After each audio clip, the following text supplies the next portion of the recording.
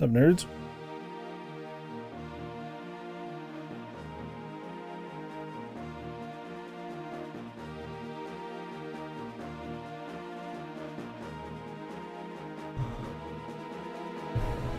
It's time. Is it lined up right? It doesn't look like it, huh?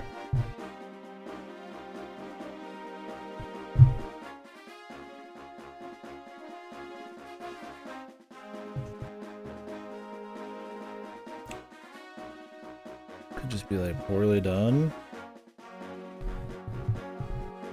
This is straight off the fucking the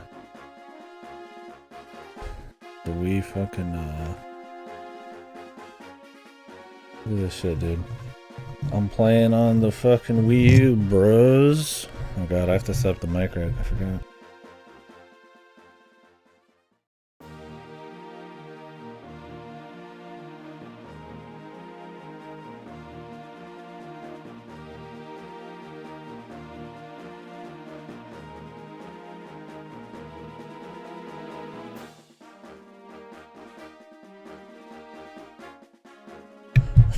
Oh, what is this Apple TV bullshit?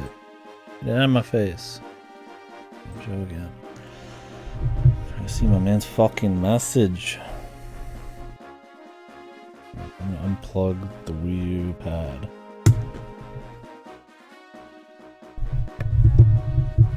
Okay, so much for muting that. So, yeah, this is Phantom fucking Hourglass. I hate this game. Or I did hate this game. We'll find out if I still do. I own this game on the DS and now on the Wii U. I hate this game so much I bought it twice. So, if you guys aren't familiar with the Wii U, no, I've not ever beaten this game. I dropped it as a kid. I don't remember anything about it except it's a lot of touch. I probably did like a third of it. So I want to finish it fully this time. So this is the Wii U.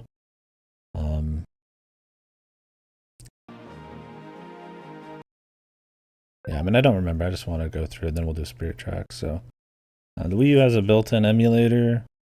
They're like 20 games you could buy off the Wii U shop. Use this emulator. It's actually pretty awesome. So you put it on your TV and on the Wii U pad. You can swap the hands and put smoothing on and all that crap. I don't know if the smoothing's any good. I just figured we wouldn't want smoothing. Anyways, it's actually really cool. Maybe I'll hack this thing someday and I could use it for more stuff. Oh wait, the smoothing wasn't working yet. We won't do the smoothing. I don't know if the original does this one. Yeah, I don't know. I don't know myself, man.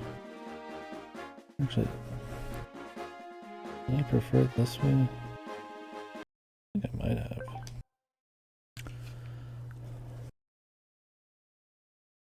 Get like a grip on it. One sec.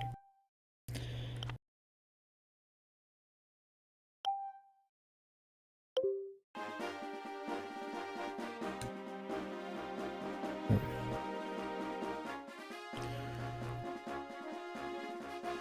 I feel like the screen shit's not very good in this game. Maybe it's just this intro sucks. I don't know. So anyways, this is purchased straight off the fucking store. I'm playing on a Wii U pad, so it looks like, you can kind of see it at an angle. Looks like this. Pretty much how you guys are seeing it.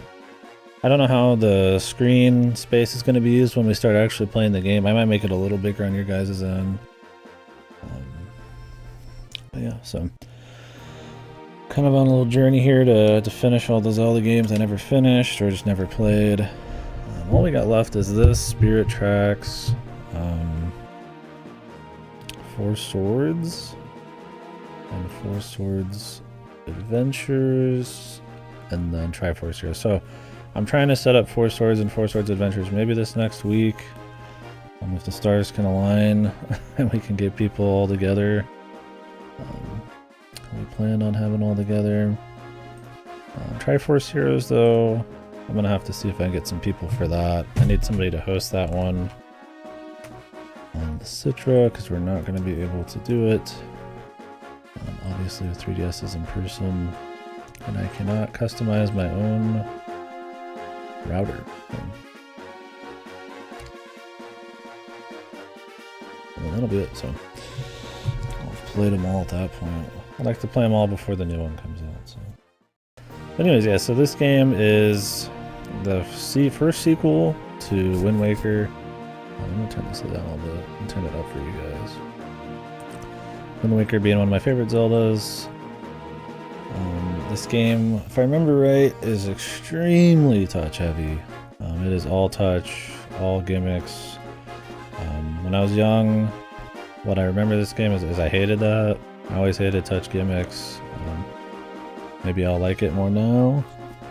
I think it was a dungeon that you had to come back to a bunch. I hated that. Otherwise, I don't remember much. This game has another sequel, Spirit Tracks will do that too. I don't have much else to say on it. I think it'll take us a few days. I'm not going to do a whole lot today. So. If the mic needs any extra juice, you guys let me know because it's going to be off to the side here. I don't want to hit that.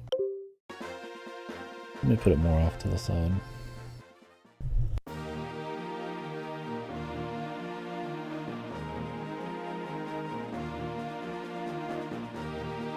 So are there any Spirit Tracks? Or yeah, sorry. I'm going to call this game Spirit Tracks now.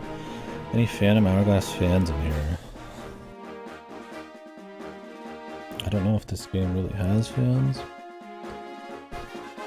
From what I understand, this game is pretty much hated all around. It's one of the few Zelda games I never finished back in the day. Skyward Sword, so this is another episode of that where I come back and review one of these that I played back in the day. Never finished. Skyward Sword, I disliked it as much as I did before, so we'll see if this is any different. I'll push this up a bit. One second. Sorry, I'm just letting the stream kind of warm up too.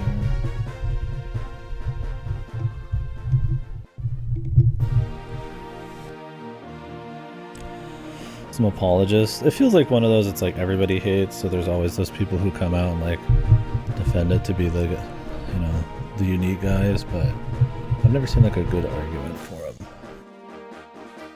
Maybe I'll become a Phantom Hourglass apologist, but unlikely. But well, maybe, we'll see. Alright. Let's get started on this shit. Oh, I had a file just because I needed to test it a while back. I don't think I did anything. This was like years ago when I bought this. So if I talk like this, can you guys hear me just fine? Like it's all good?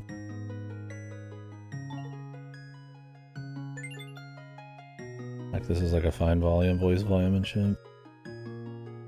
Okay.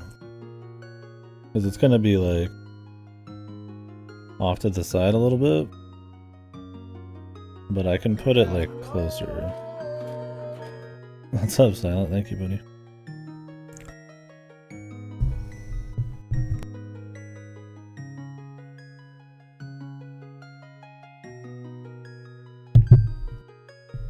Coming down Tuesday. I'll have to see if I'm working any of those days, but we'll definitely get together, brother. I could always come down while I'm working too.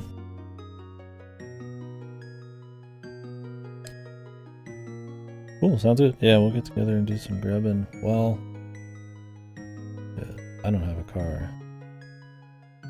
If we do it early, I could probably borrow something. Or if you come my way.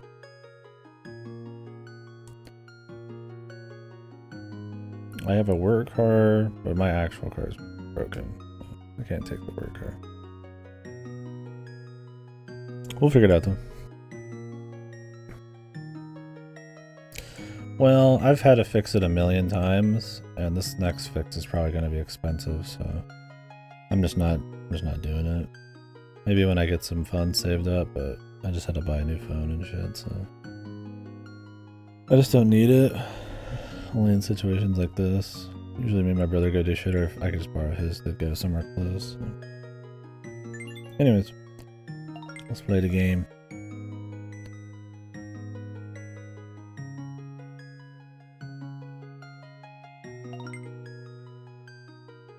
I'm using my right hand.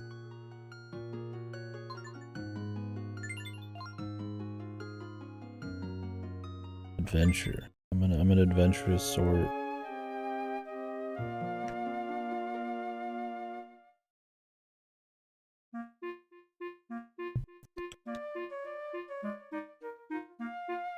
I don't know if you actually use the D-pad in this. That'll actually be a nightmare if I have to.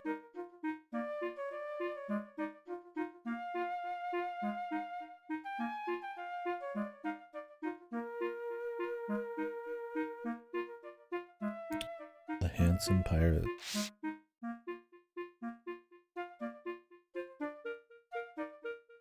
Wind Waker remixes. Are they just explaining like the story?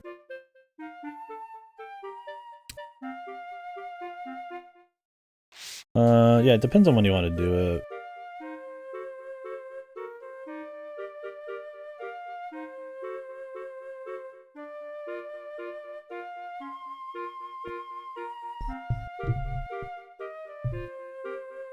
We can just do it in DMs, man. Figure it out. If we do somewhere real close, I could probably borrow a ride for a bit.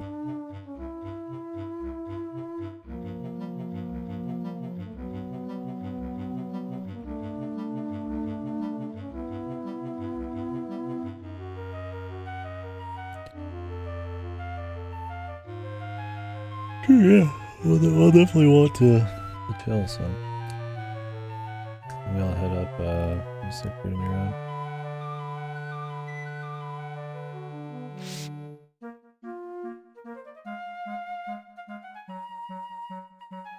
A Wind Waker recap.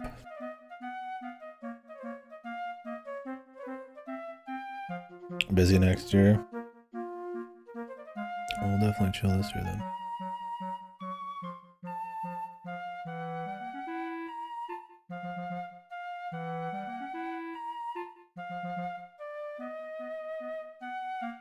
Gotcha.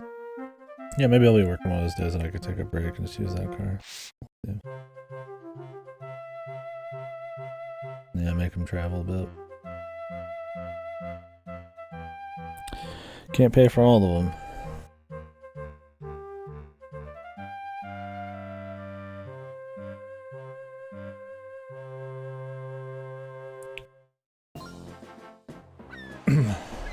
Not many like hard direct sequels in Zelda like this. I mean, like kinda like Majora's Mask is, but like, you know, it's like barely. I mean, it's like barely actually. I feel like a sequel. Where this is like all the same people, but not like different personalities fucking around.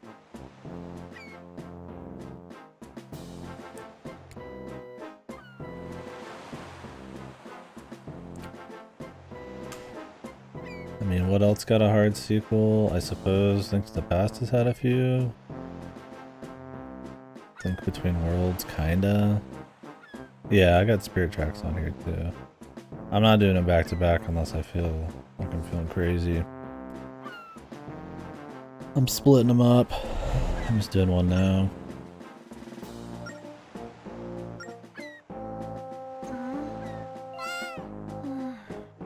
I thought Spirit Tracks was supposed to be the better one, but I don't know for sure. I feel like they probably... I don't know how different they are.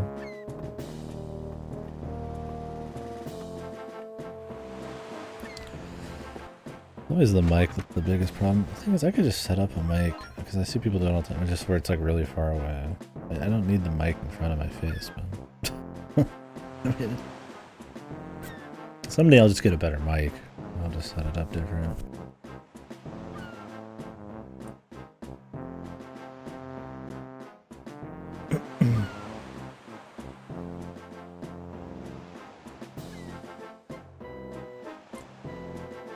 I like having a dedicated mic, but yeah, sometimes it's goofy.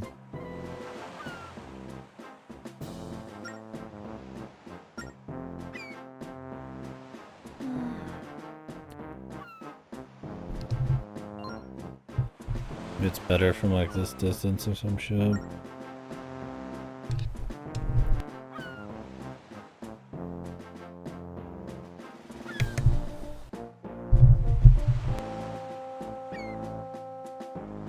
You kind of just have to set the gain for how far away you want to be and shit.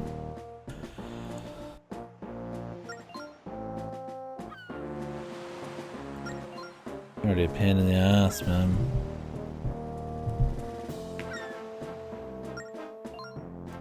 It's hot as fuck. Alright, back to the game. What do we got going on?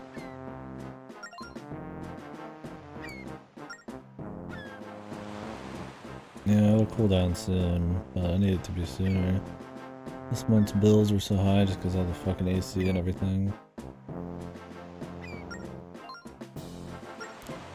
And I'm still hot in here every day.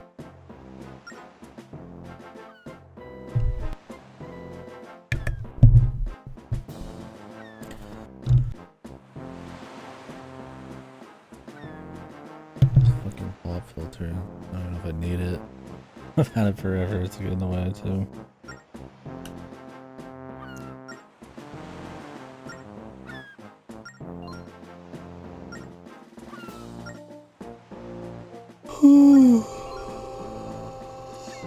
Who made this? Was it in-house or did they like outsource this?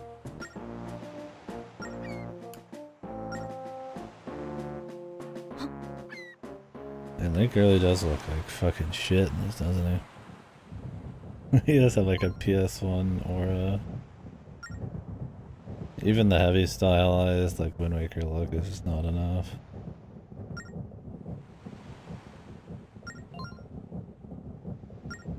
In-house.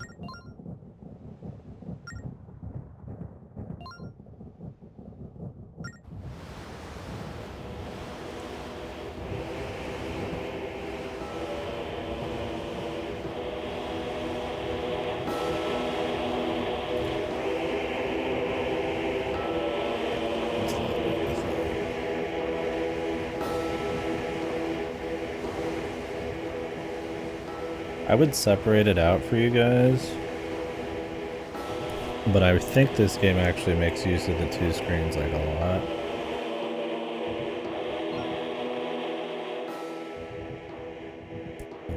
Oh, that's why it was off slightly. Oh man, I wonder if that's going to be a problem. The DS's top screen is larger, but I don't think this accommodates for that, which is bizarre.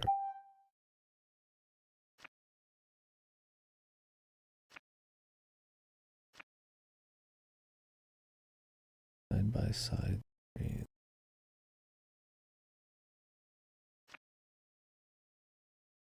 Stylus controls only. Oh, this is for like football task. This would be okay. This would be a fucking shite, I think.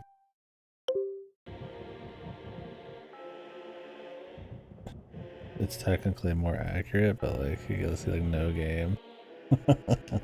It's like way too much.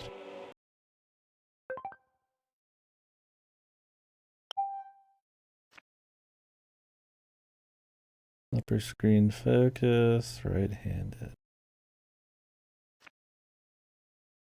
They got all the options on this. Somebody was actually thinking. Yeah, it's gonna be slightly off. I hope that doesn't actually cause issues. I know this game is like extremely Jamadawi. No, this is just how it is. They only put like 20 something games on the Wii U store, but there's a full in-house emulator. Like just straight up, this is just how it is.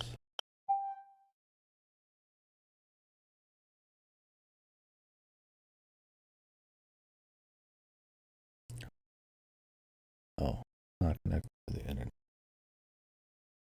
I haven't used this in eons. I thought I would have the manual just already installed. I mean, this is a DS game, not a 3DS game. 3DS, I either have to emulate or use my actual 2DS and then route it through the router. But since I don't own my own router anymore, I haven't done as much 3DS shit.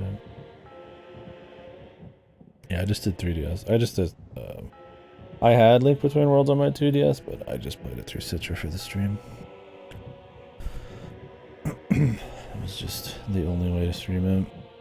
Because getting HDMI capture cards on your 2DS is just not a thing anymore. Using the worst method seems like it'd be in spirit for Nintendo's lowest gimmick era. I mean, I will do it if I have to.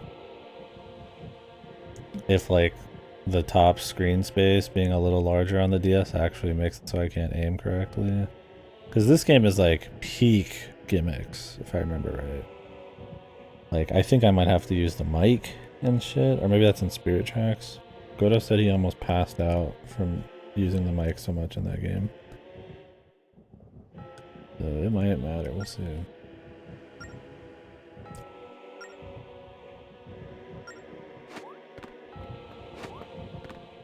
But yeah, it's actually a really cool thing they had for this the DS here.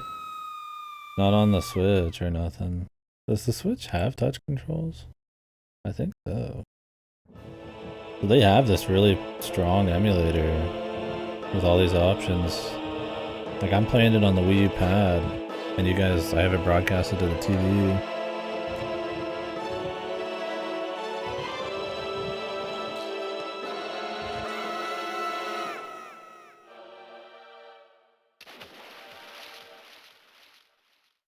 And it's just part of it. But they'll probably never use this tech again. KD kill. Save me. No.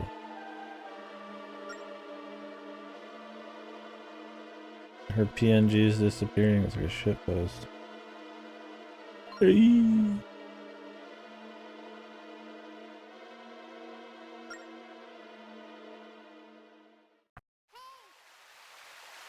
Like how her crew doesn't call for her. What the fuck? This has like Navi noises? Was this game made on like a $5 budget? It's a fairy, so we give it Navi noises.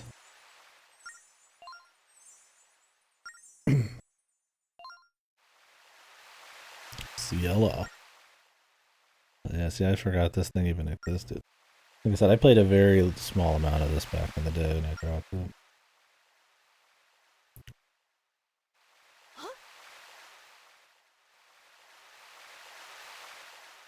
I got my physical card around here somewhere.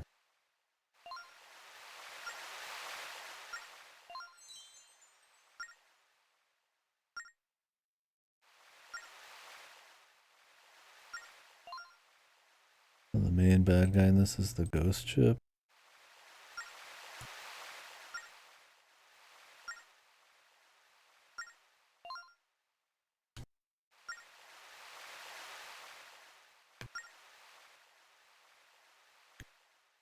Okay.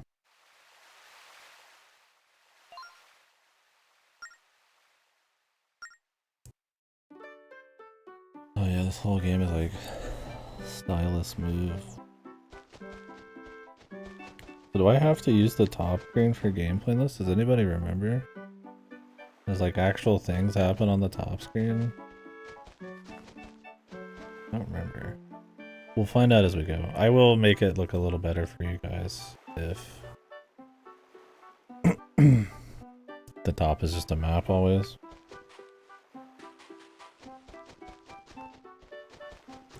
Yeah, the colors are so washed out on the Wii U pad. I need to clean my glasses too. It's a fucking nightmare.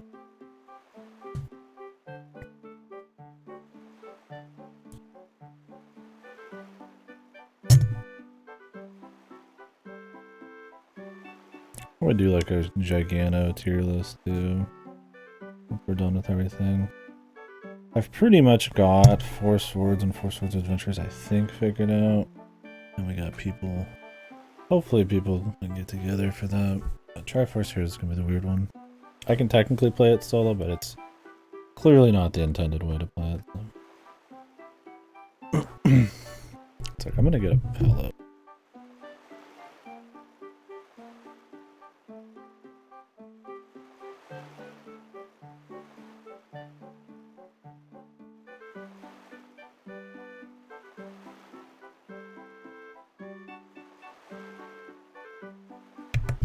Yeah, that'll really cool things down.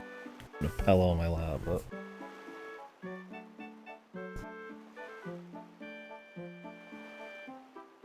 the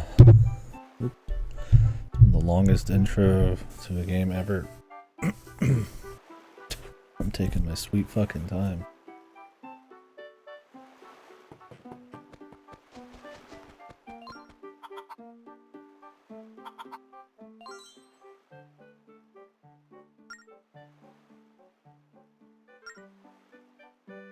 Tap on people.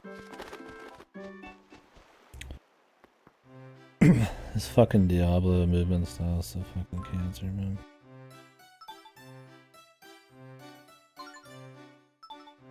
Okay, so the D-pad is used.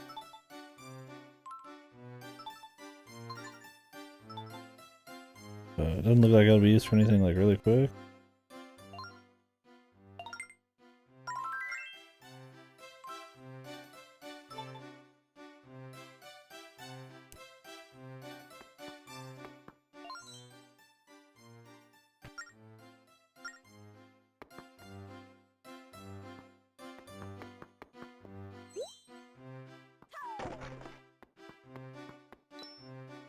$1. I'm rich. Hope there's not like a Tingles chart moment in this.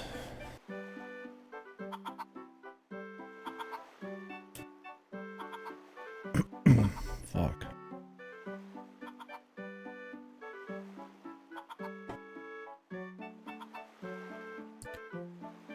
You guys can kind of see it then now, I guess.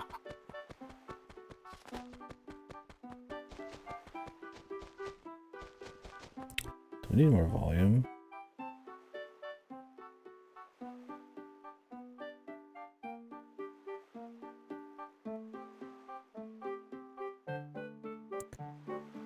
When we get started, it'll be different.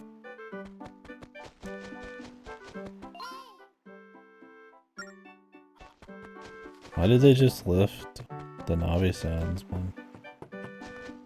Does the Majora's Mask fairy even do that shit? I think the Majora's Mask one just makes like these little tinkly noises, right?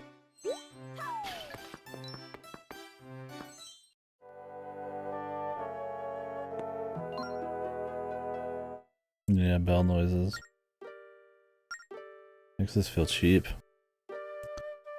Oceous. The colors are so much nicer on my TV screen. It's not even funny, man. I'm just gonna watch that every time we have a cutscene. This thing has like a giga backlight. I don't know if you can like bring it down at all.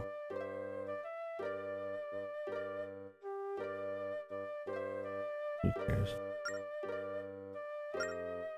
Not exactly future tech.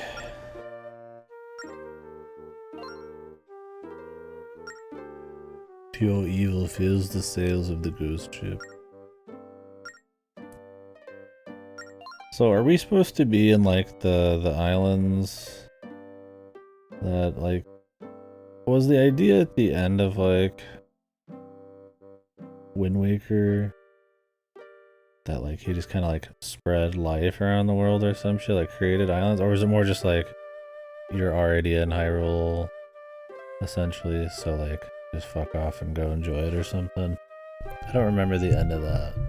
When I was a kid, I was always like, oh, this game is just you like going around exploring the greater world that he essentially like wished into being, but I don't know if that was the intent. I don't know if they ever actually, for such a hard sequel, I don't know if it actually has anything to do with anything. It might just be like you just exploring places that already existed.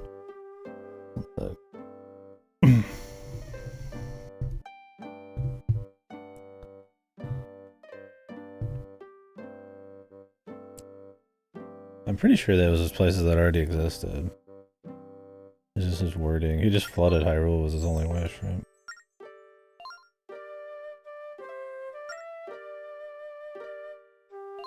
King, what was his name? Was it Raru? Was he Raru in Wind Waker?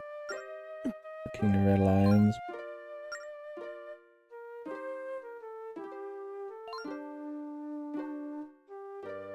Or was Raru the guy in Breath of the Wild? Why is his head so fucked up? Hey, bro, this is the power of the fucking DS, right? Show some fucking respect. Line back.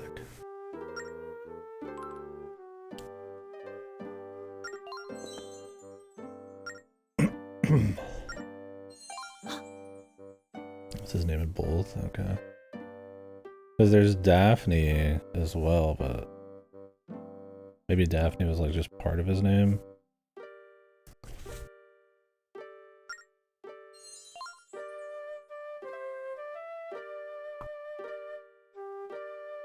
You don't exactly hear him call himself by his fucking real name very often in any of these. Oh, it is Daphne's. No, Hans and Hyrule. Okay, so he's Daphne.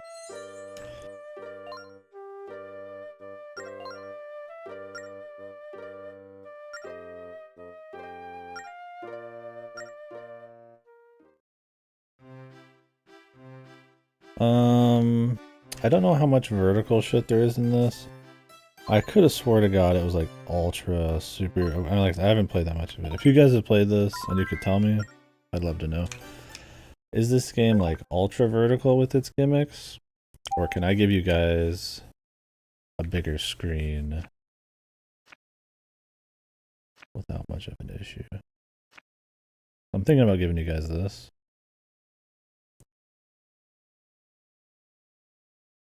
And I guess I could have it too.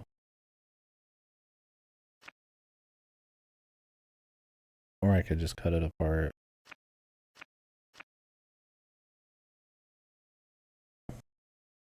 I could play it like this then and just set it down instead of holding it. Ooh, now you guys get some really crispy quality. Okay, you draw on the map, but you bring it down, I think, with it. Like this. Gotcha. Okay, this worked then, huh?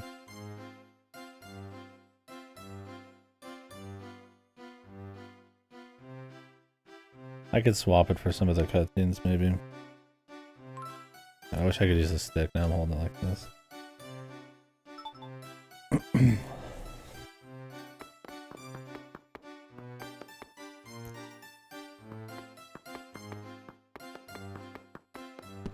Unless you guys preferred it vertical.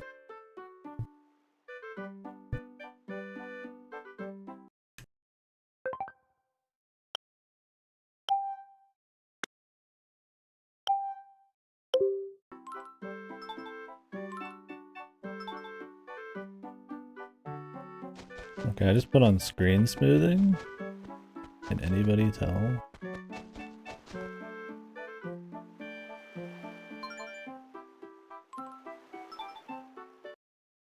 I'm just gonna turn it off. Some people make it blender. Looks better in high resolution. Yeah, DS games up-res. Unlike emulators, just look really crispy.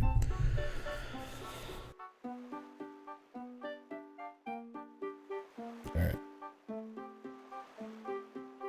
Right, I mean it's it's going for the art style. Looks crusty, yeah. I mean right now it's obviously blown up a bit too, but what's up, Clutzy?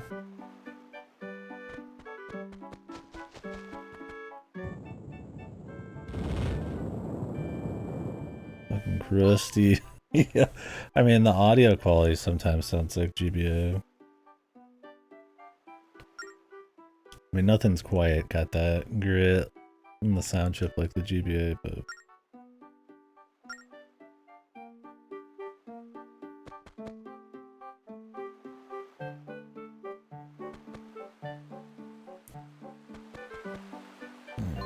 Such a pain to play. I fucking hate such games.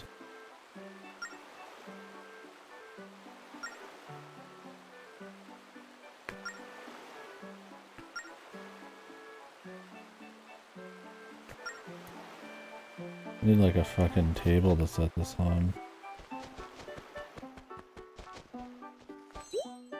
Damn, my boy Strout.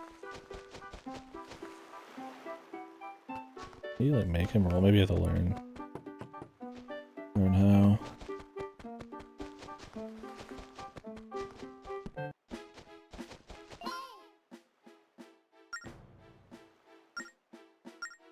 I have to go back. It's 3 red shoes, man. I'll take them in my bare fucking hands.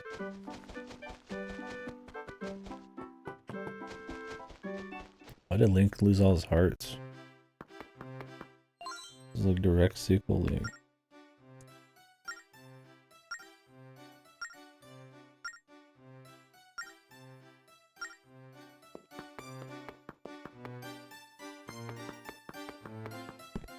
He had long COVID, dude. Yeah. It's over for him. He didn't pay a subscription for his heart pieces and he lost them all.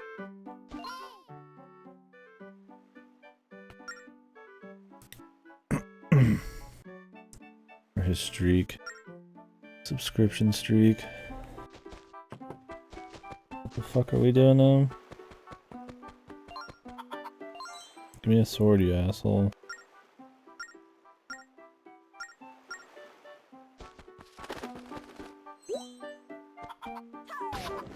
Stupid fucking chicken.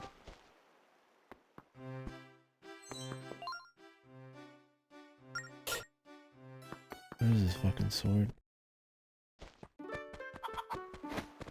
Oh shit. Oh, you have to be like at the very edge and then you just keep flapping it.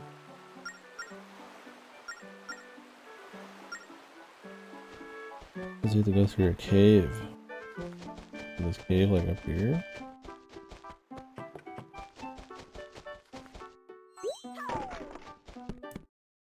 This cave has monsters, what difference would it make? Or is there like a sword right here?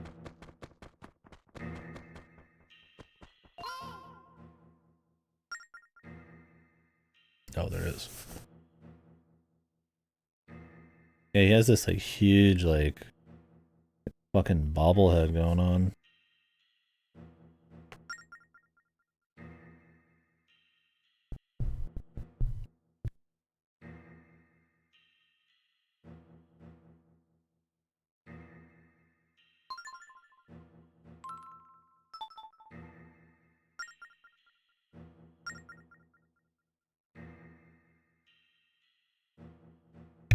The number of palm trees on the beach? Joy.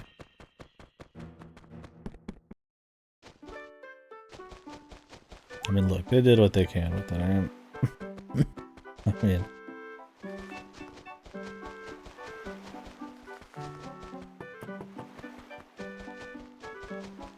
they're like, we're doing the Wind Waker style, but we're on a fucking DS.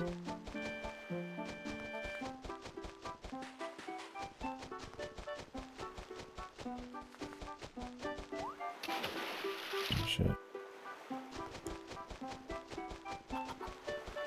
But yeah, I mean, probably could have made it like TD.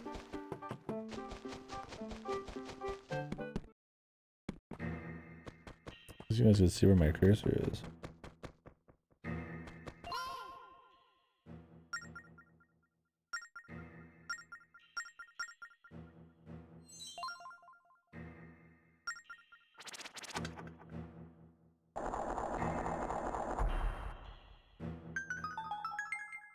Wow, that was fun.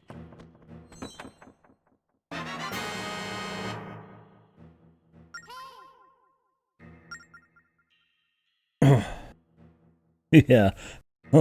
I just hope this is one of those touch games where it has to be like really specific on everything and it ends up a nightmare. We just stole this guy's sword.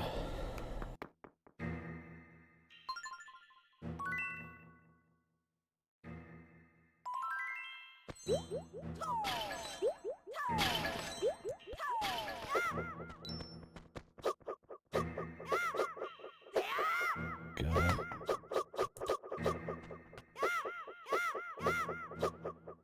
This is gonna be a pain. Goddess walls? I don't even remember.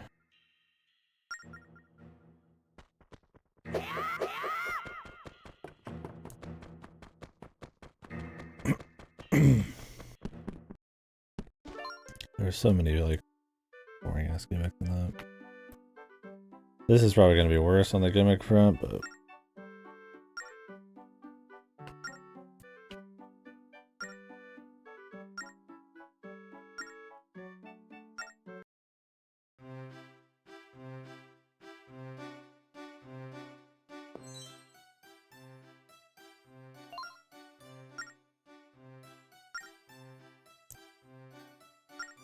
ooh, so fucking hot in here. I'll be right back. Actually, I feel like I know it's really hot.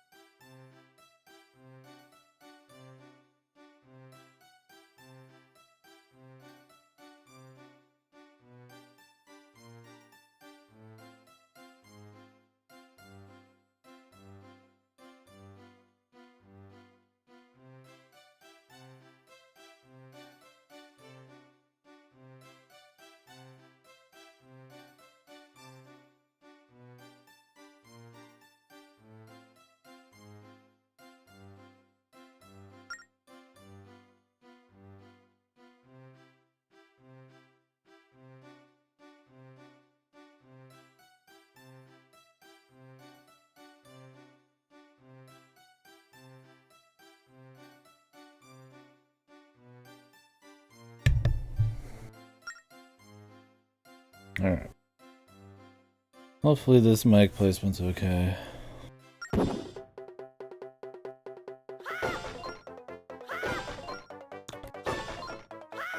mean, it's like, I get it with the touch fighting and stuff, like... like, it all makes sense, like, it... They had the DS's at the time, the touch was the big thing. Like, you can translate probably a lot of crazy items into touch. We'll see if it ends up cool, but... Such a fad, man. I mean, don't get me wrong, there's really great use of touch, just like how there's really great use of motion, but... It's like, Jesus Christ, man. If they didn't overbake half of these fucking games. This one hasn't been overbaked yet, but just... I'm just thinking of like Skyward Sword and like shit like Dawn of Sorrow and all that. Where it's just kind of like a waste of time kind of touch. And then you get shit like Etrians, which it's really good. Or the Warriors.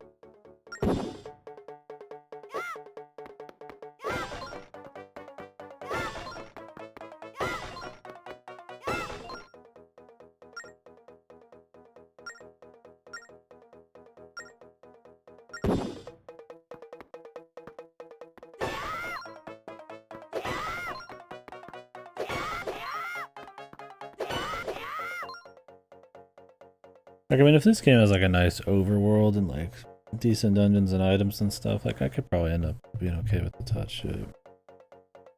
If I remember right, it doesn't. But I mean, it's been too long. I guess I've only played a little bit of this.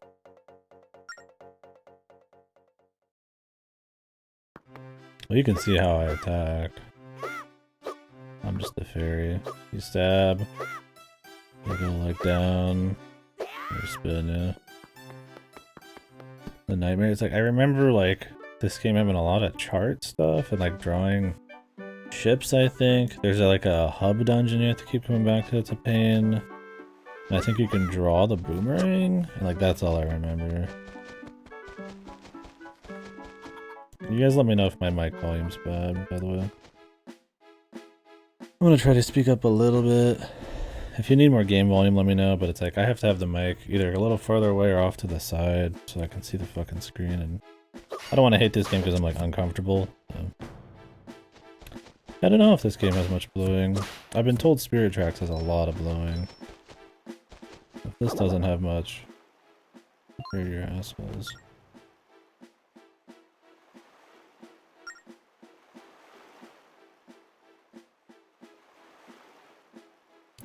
50% blowing. Yeah, I'm having to look. I wish I could kind of set it up on something and do this. I've got like a. I've got like a pillow here.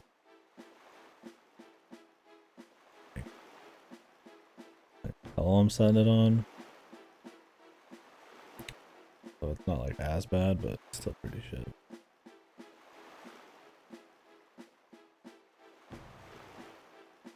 I mean, I could go do it like at a desk, but... I mean, this is how you'd have to do it normally. You just have the DS screen and you sit there. This is just bigger and more unwieldy than a DS.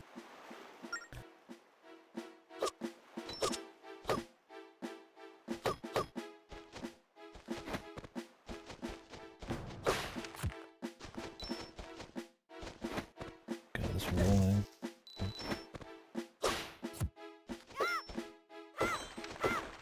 That was always another problem with like touch screens, shit like this, is you block the screen with your own fucking hand half the time. So it can be kind of awkward with some shit. You're like constantly using it like this.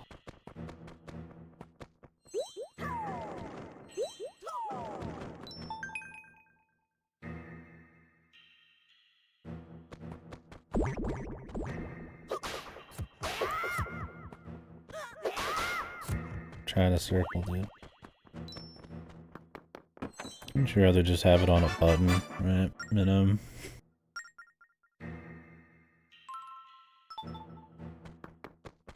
I mean, there's no stick on the 3DS, or the 2DS, so... Didn't even have that option, I guess,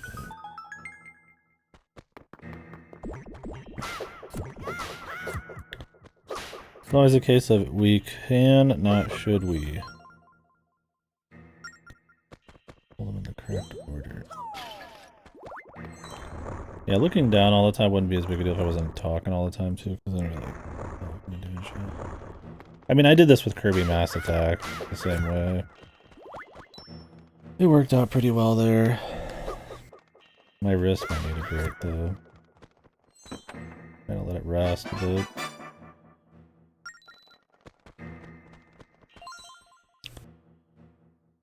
Second. First on the left. Second from the right.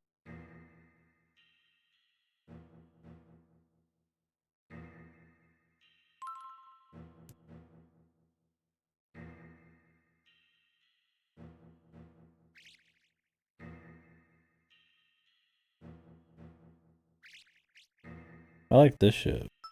I hope this actually ends up being used a lot. This is something I would never do as a kid, right? I would not write notes. So this might be something I actually enjoy a lot in this game. As a grown-ass, cynical man.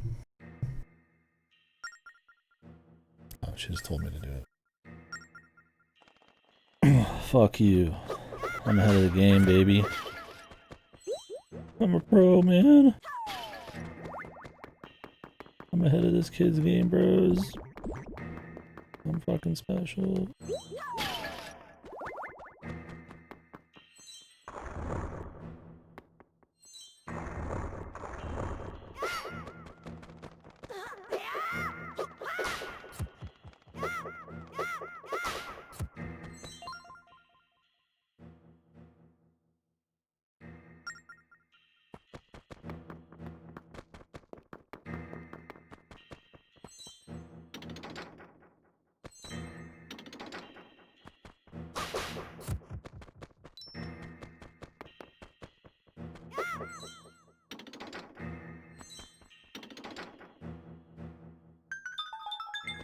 Nice. I mean, I could play it like this. And use like the cursor and just kind of like reason it out. Kinda like how some people use on their art pads, right? But it's different when you just literally just press it right where you want to press it. Like for big long motions like this, it's fine because I can just see where the cursor is. But when I need to get like tapping, it won't be good. Like right here, it's already bad. Being able to just tap the rat. Different. Totally different.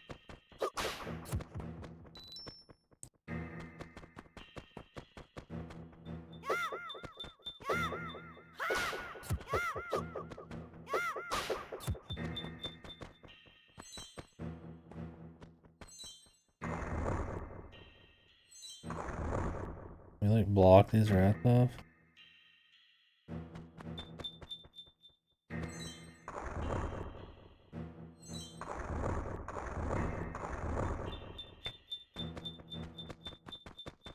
Oh, this rat has a key.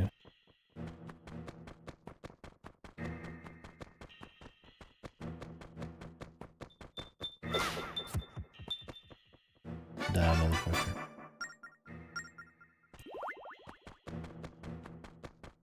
Yeah, if you guys want to do a tier list for Zelda, I'm probably going to do a big one of all the games after Triforce Heroes if I can get around to it. I don't know if like if I can't get people set up on that, if I'm just going to go ahead and do it solo, or if I'm just going to not play it. But Breath of the Wild F tier. No. No, I can't even take this guy seriously. I've played Zelda's Adventures, man.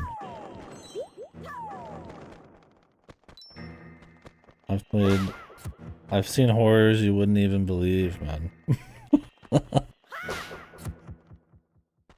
That's F tier. That's Z tier. Ain't no way.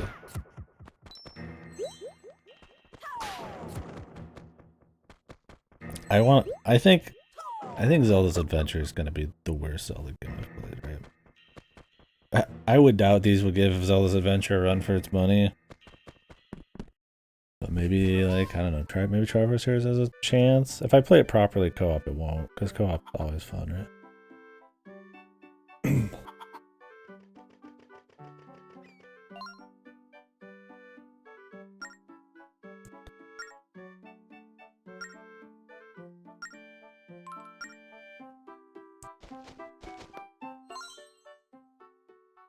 Breath of the Wild. I mean, fucking Tears of the Kingdom would be lower in Breath of the Wild.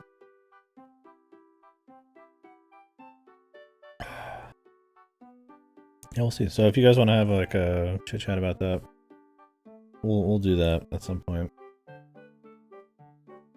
Make your tier lists, and I'll maybe make a date for when I'll do mine.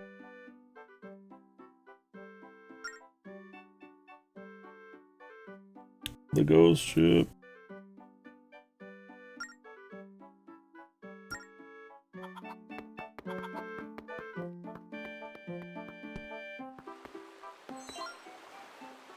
You're looking like Mr. Rossetti.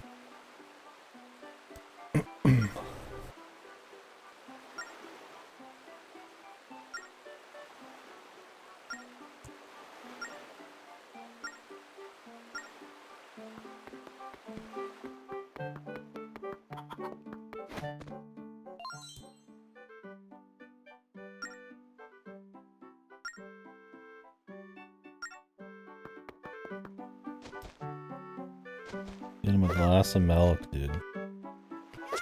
Fucking milkaholic, man. Disgusting.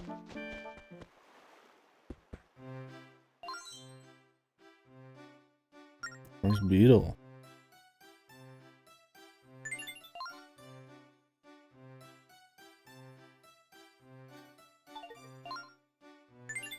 What is this? 500. Goron Amber. What is this?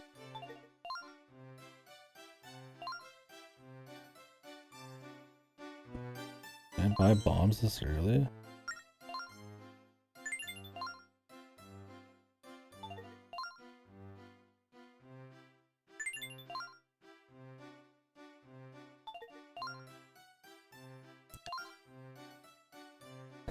Does this game have a crazy economy? Like Between Worlds trying out.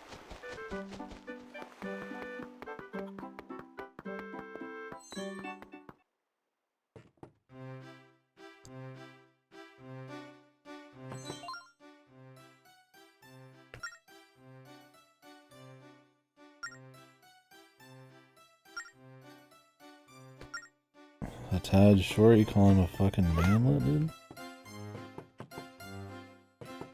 It's milk, man.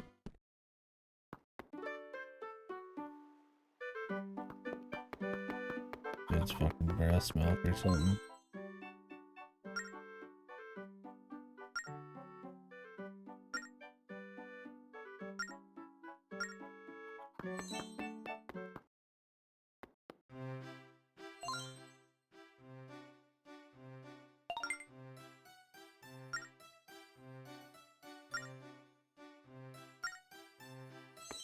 My girlfriend. Crazy how much the NPC, how little charm the NPCs have from Wind Waker already. I think it's because it's got a pretty, like, dull start and kind of just like a... I feel like the layout of the island, where it's just kind of like flat ground with just the huts all around, it's like way boring compared to like Outset. Like in that, instead of just like landing, counting some trees, and going into a fucking like boring cave, you go like... You're getting some cutscenes, you're climbing up some stuff, you're going up the cliff, you're meeting the Tetra and all that, in the woods, and then there's like the Helmrock King and all that shit. This is like... we're just kind of fucking hanging out. It's alright. It's not like horrible or nothing, but... definitely, they kind of had a good setup in the original game. You think you just kind of copy it wholesale.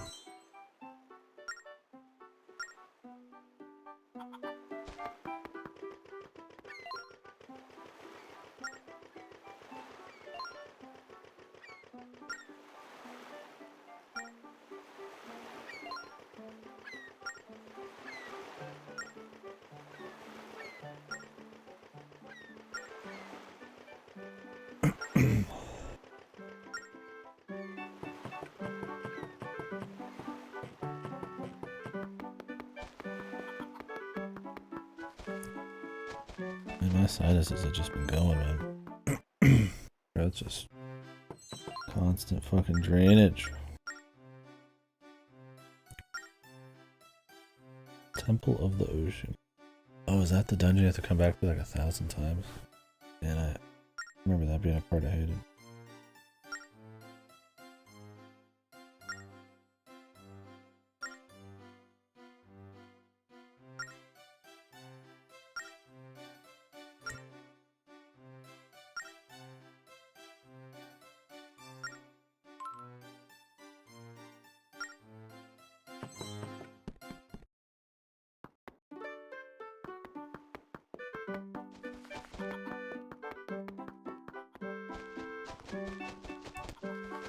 Has the sound been okay still? Fuck. Appreciate the feedback on that.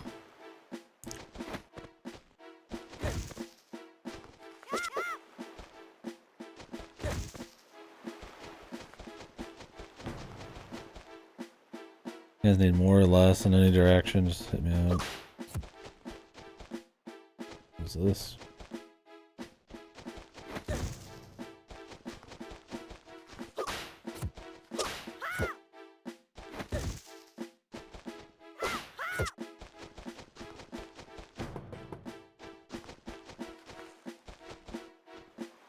Sort of Convallaria.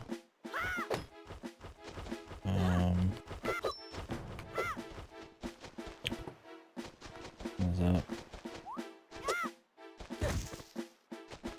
Sounds familiar. I think we might have talked about it. Yeah. 100. Oh.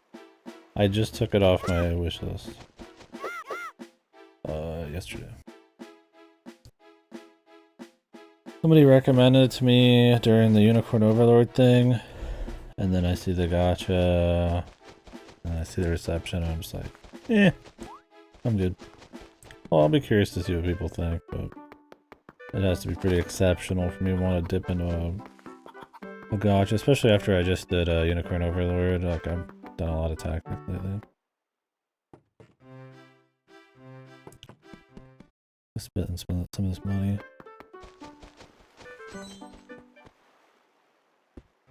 Yeah, no, I don't have any intent to play it. Too much to play. I mean, I'm thinking about cutting out stuff like Visions of Mana and all that. I've heard some pretty mixed reception to the demo. I was like, you know what, I ain't got time.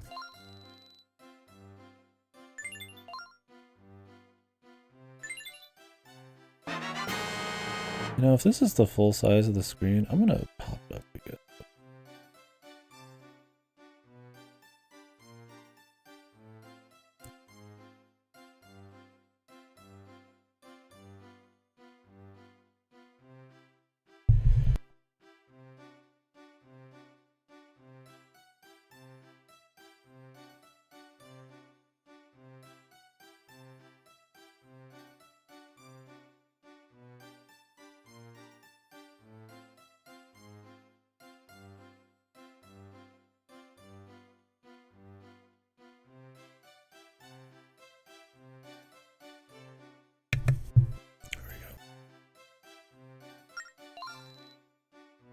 We'll make use of all the screen space.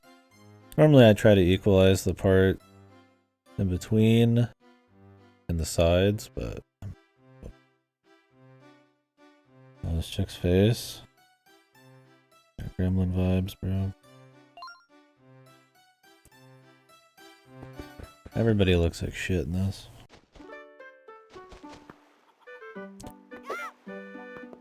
They have his eyebrows clipping through his hair.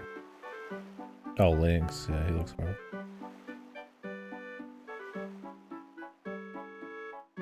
And I get why they'd have that, so you could see his expressions and shit, but it just makes it even more fucked looking.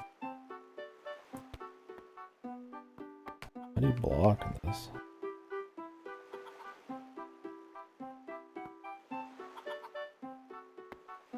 Is it just like auto block?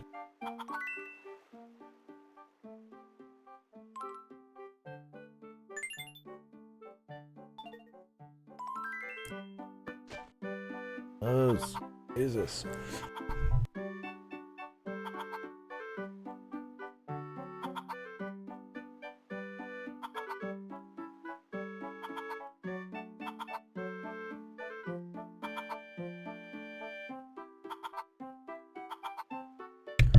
Waiting for a sneeze, man.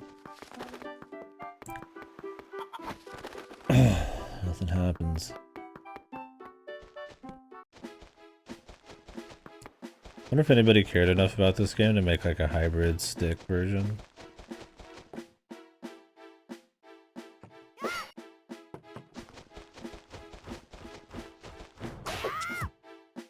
Oh, yeah. Am I supposed to buy bombs?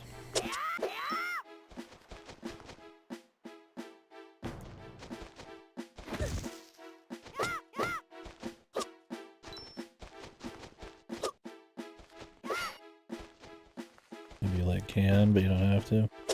Oh, you do have to. Or maybe you don't have to, but that'd be the ultimate if they had like an early, like, just money grind. Well, I mean, OT does that, but it's more fun to explore and they don't need that much. I mean, I guess you don't need much for this either. Yeah, maybe I'll get it. Fuck it.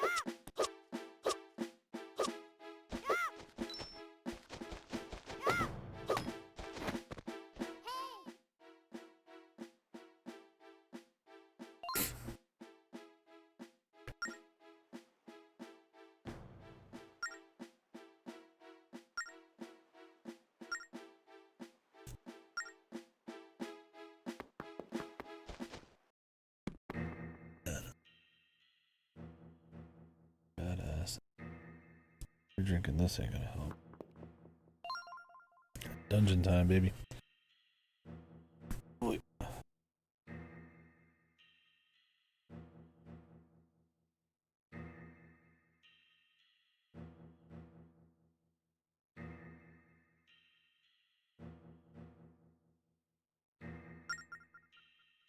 I got a fucking Tom.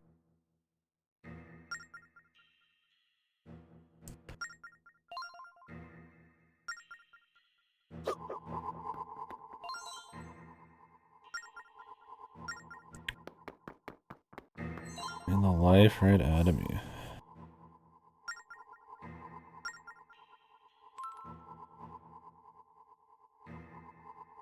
You can make... Oh, they don't let you make notes if that's up there? Interesting. There's like a little bit of dungeon crawling note taking. That's cool. That might be alright. Like I said, I would have hated that as a kid, so... Maybe that's part of the reason I hated this place before. Now I'd be like all over it.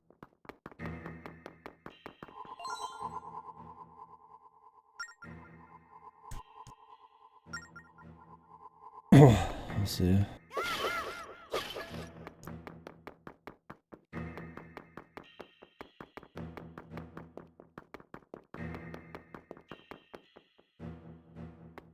What is this? Oh, is that the Phantom Hourglass? I forgot the name of the game for a second. Thought it was nonsense, right? It's an actual hourglass. That's right, this dungeon was like fucking timed or some shit, right? You had to like do it more often or some bullshit. I don't remember. It was something fucking horrible, but maybe it's actually sick, dude. I said I don't remember much of this game, and I didn't play much. Like I think the Boomerang dungeon was it.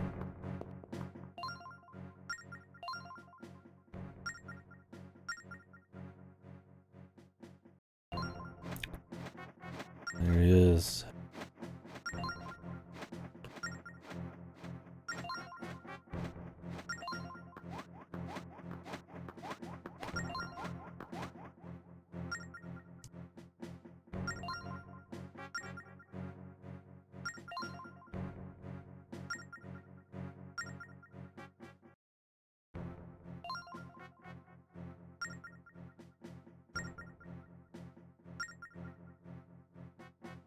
No.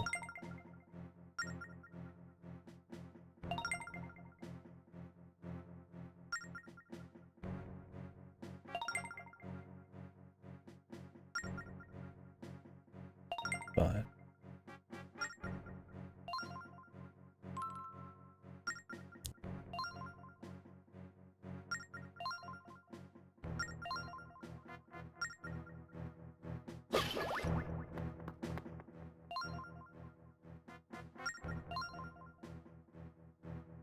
It'll suck the life out of you. God, Link's face, dude. He's like, they like took his face and they like, they looked like they hit him with the fucking like hammer, man. Help me. Jesus Lord, dude. It's funny because I mean, in Wind Waker, he's probably the most expressive Link. Super expressive. And now he looks like a fucking like animatronic. Lineback seems fine. I guess we have nothing to compare it to.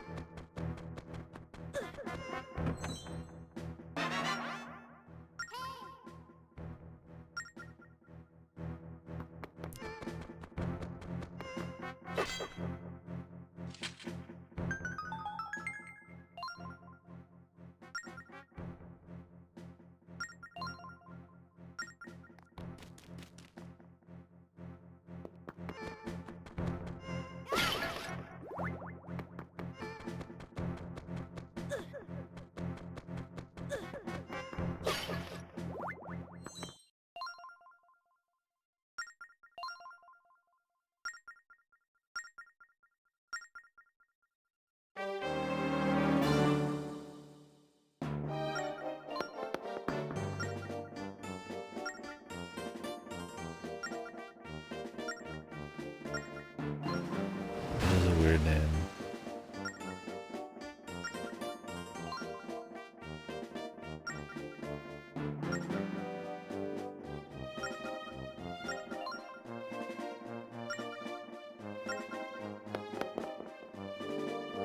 I feel like the story's been kinda cheeks in this so far. I know story's not like a huge thing in Zelda, but they're usually really good at like setting things up, having like a brevity or like a charm at least to everything, and then getting you on your way.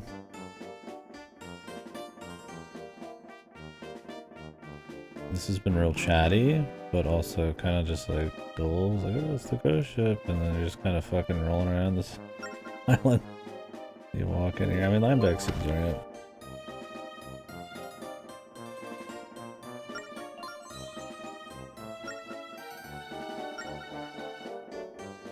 First NPC with the fucking touch of charm.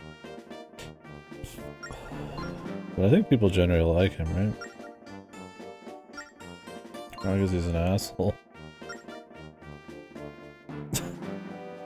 Got happy mask energy here. Just walks up to this kid and fucking just throttles him. He shakes the fuck out of him.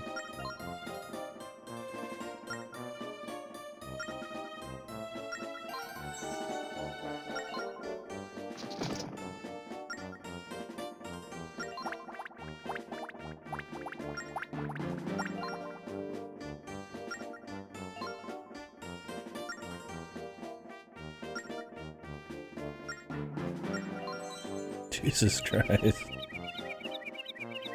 This guy's pretty fun.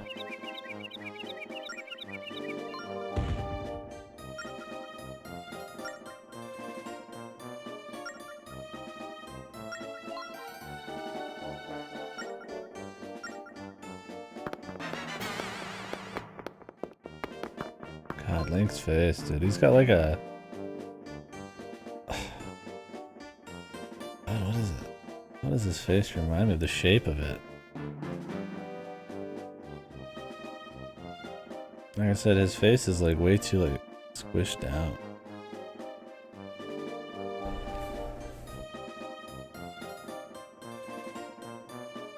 Like he's a fucking like hunk of like a cheese wheel or something. Not quite, but...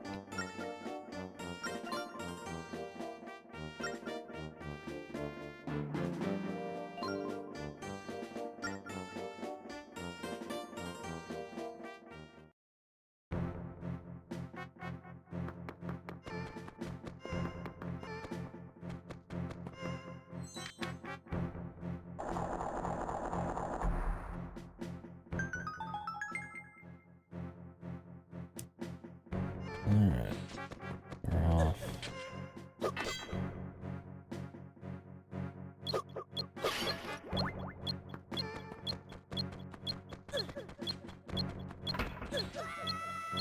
Whoa.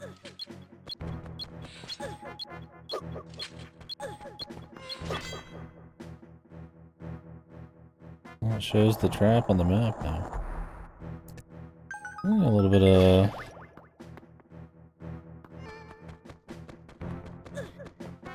dungeon, annotation and shit. I like that stuff. Whoa. It's the world map.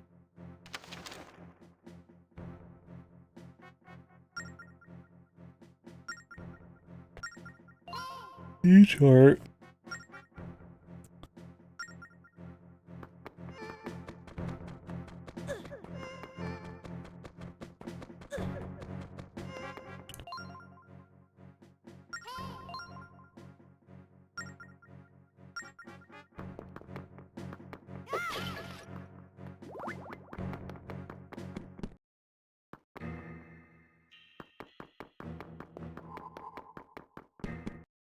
I'm gonna go buy some bombs.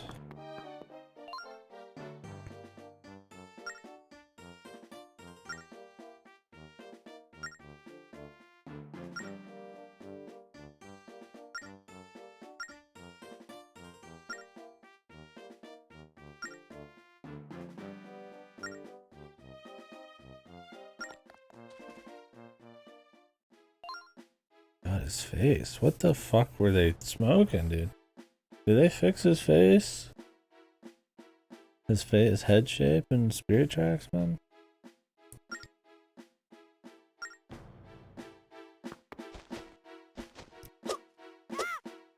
Maybe this head shape's just supposed to like show up like this in this type of screen, and that's really all it was made for. And the cutscenes are just like, ah, fuck it. It's gonna look odd, but whatever.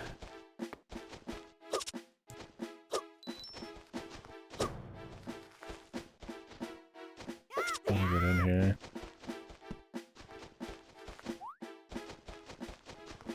Crazy how much better I like watching this on the screen.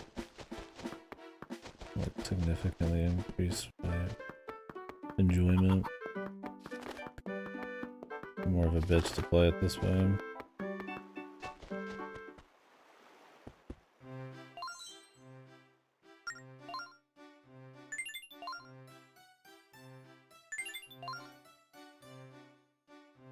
Oh, I need a bomb bag. I need a potion. Nope.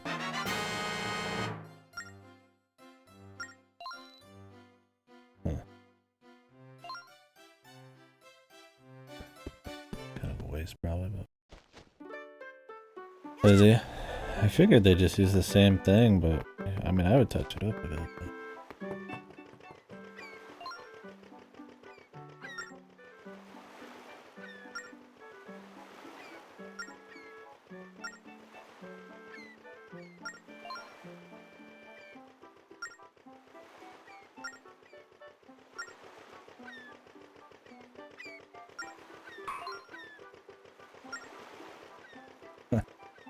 These two are fun at least. Lineback's cool. Like I said, I'm pretty sure people generally like lineback. I guess he's just a fucking... untraditional, some asshole who's with you the whole time. A lovable asshole.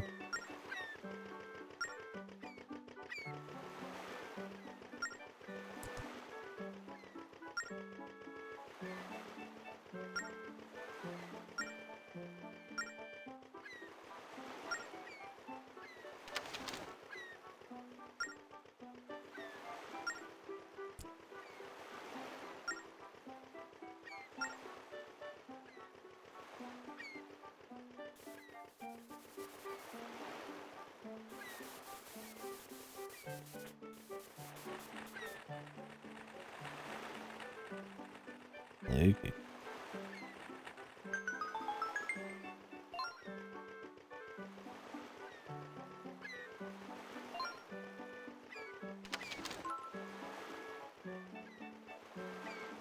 Isle of Strife.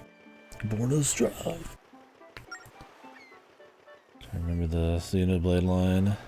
Was it fucking Dunban? Yeah, the Born of Strife or some shit? Call out.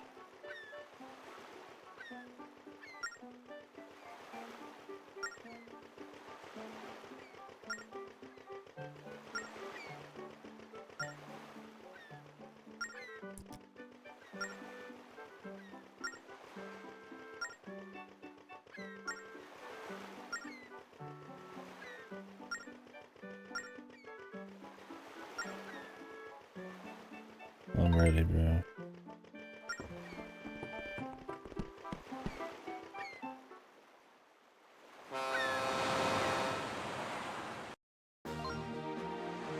Hey, it's Beetle.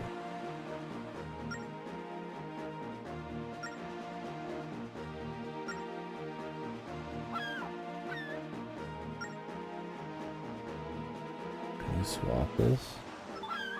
Okay, you can.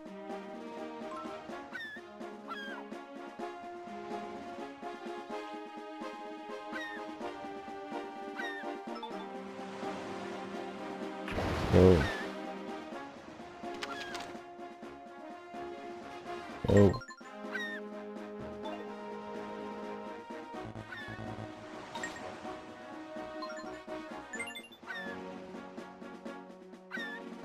I must have like, can I erase this shit? You're supposed to click route.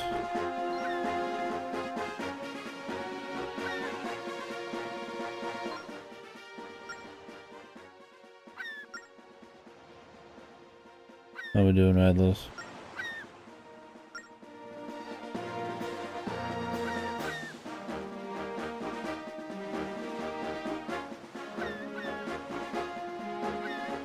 I'm fucking adventuring, puss.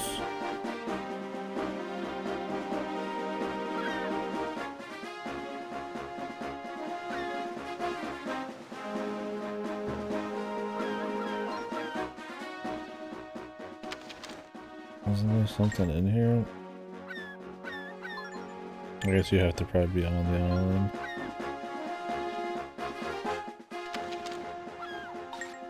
Let's go see Beetle. At least I don't have to do anything. What the fuck?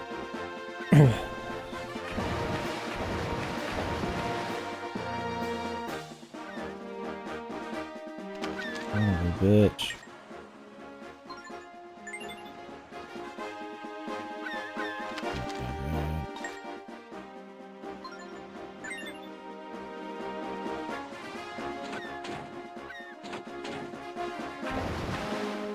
Oh, you fuck. What the hell are you getting stuck on? Oh, yeah. This is actually pretty loud.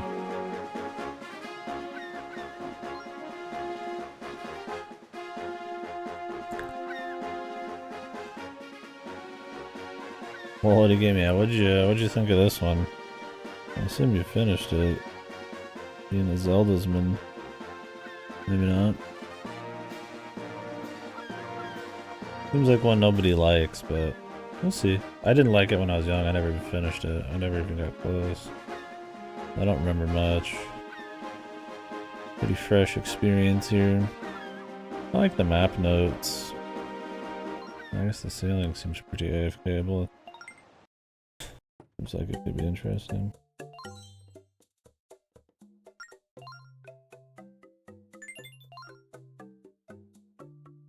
Stone Hole. Pink coral. Good thing.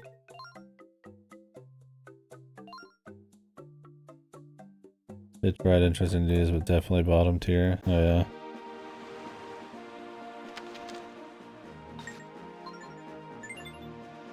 Yeah, we'll see what I think. Spirit Tracks at some point after.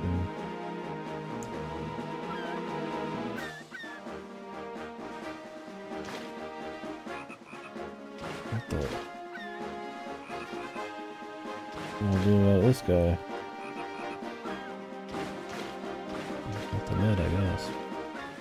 We need like cannons.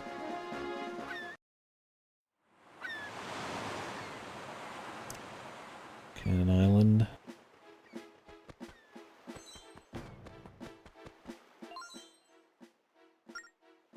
Bomb guard.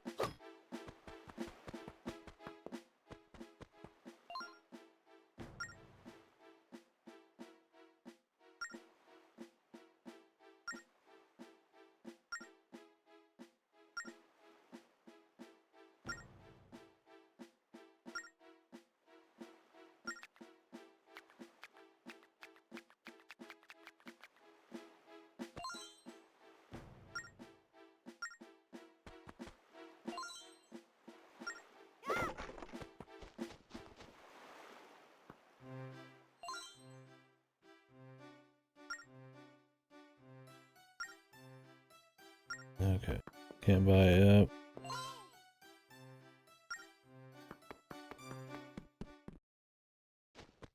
Yeah, I'm just sitting here like, man, I really wish I was just using a stick or something. Than fucking doing like a Diablo. I mean, the map annotation. I mean, if I remember right, like Boomerang, you can like draw it. That's kind of cute. Like, we'll see what else. I mean, drawing your ship is neat because you can for a streamer. Because I just kind of like just do it and then just chill and shoot the shit. And I guess you could do stuff on the side. So if there's like a bunch of shooting, that could be alright. But I'd probably rather just control the damn thing.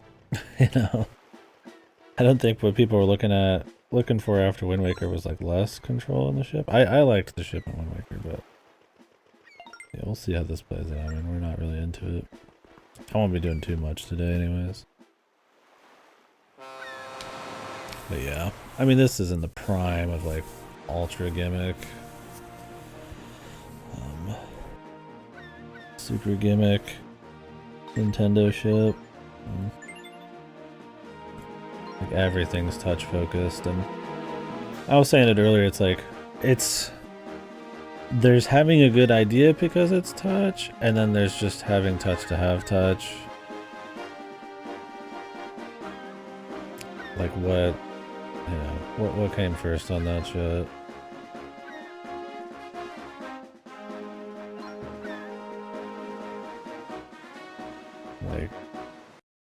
Like, did it need to be touch? Does everything need to be touch? When it's like something that just feels like it could only be done with touch, it's really cool. But yeah, we'll see if the extra bullshit's worth the effort. It gets more serious. So far I'm fine with the touch, but it's definitely one of those, like, if this was just like stick movement, which I mean there was no stick at the, you know, on the DS, but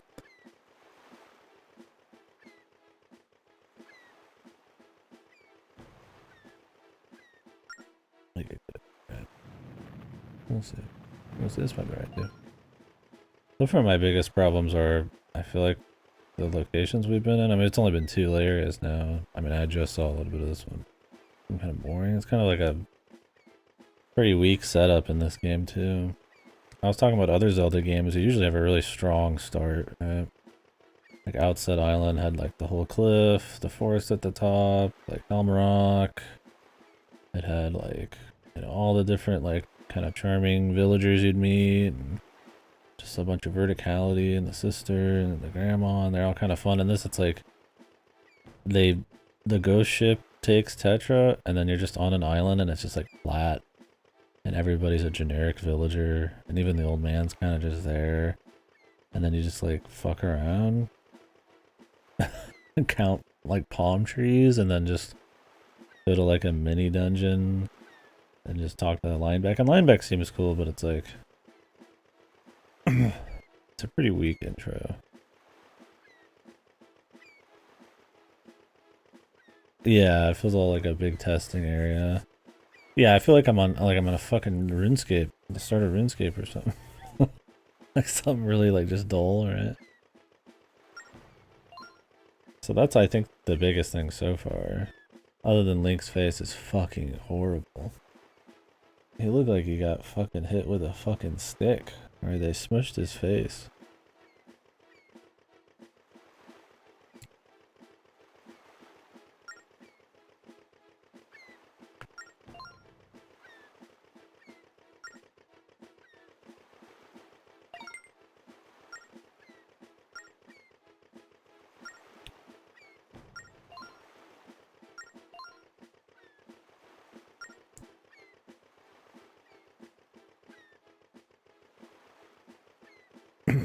Oh yeah.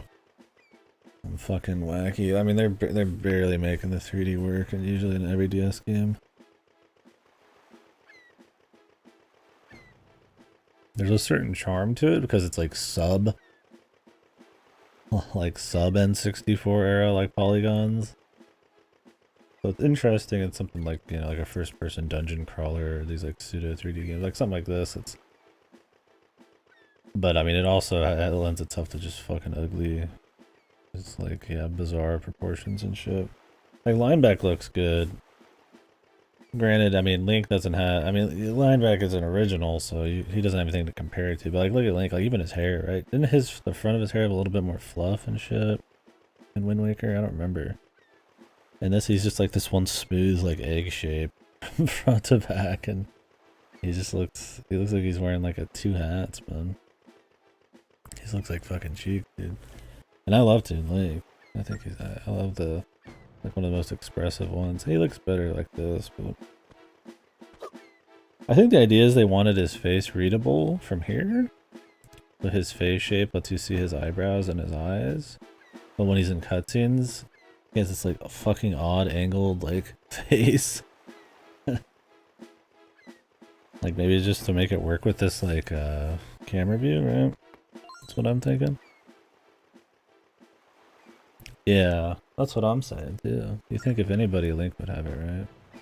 Because I mean, other people have, yeah, like modeled hair.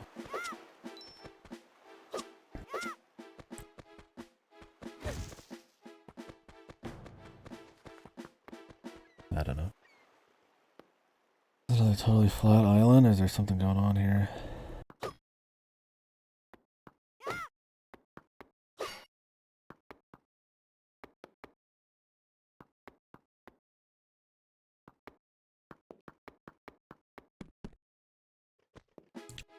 I mean, the overworld looked pretty good for the DS.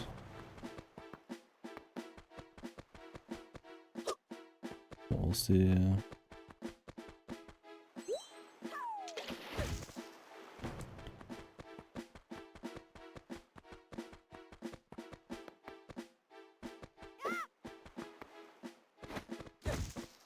What is this song?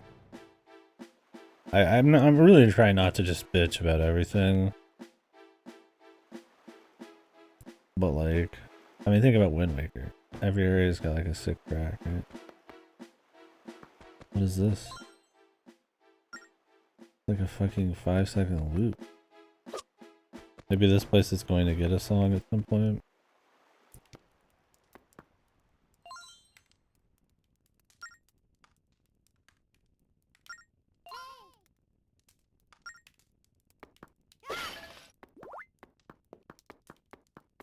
Oh, you guys can't hear it?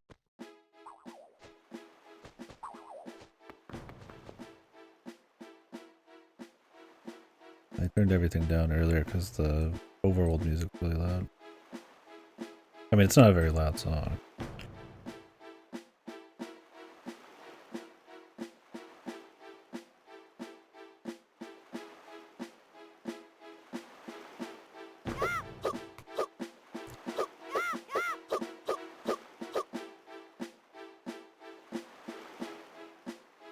I mean, that's all it is the snare beat. Can you hear more clearly now?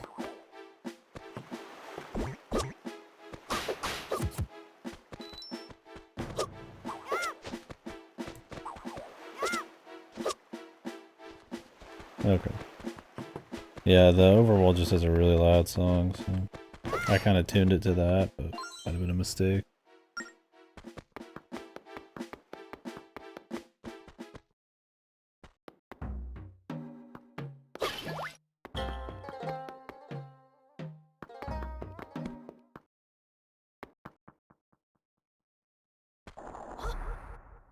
Mm.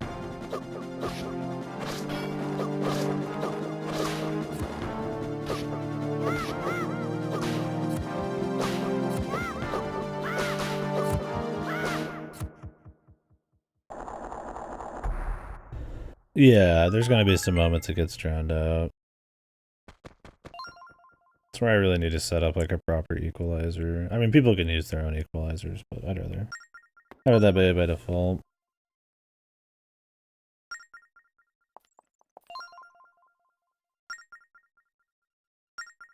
I usually err on the side of the game being too quiet than too loud, but yeah, call out, say something out loud and clear. Hey, fuck you, bitch. Is that loud and clear? Am I supposed to use the mic?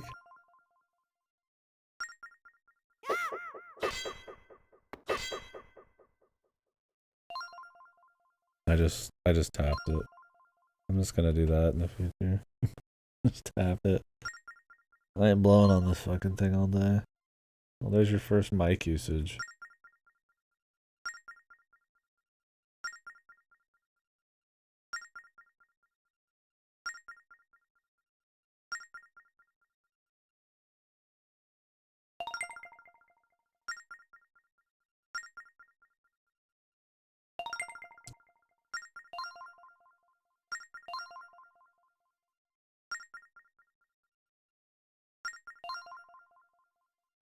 God, what happened to him? Like, seriously, he looks horrible.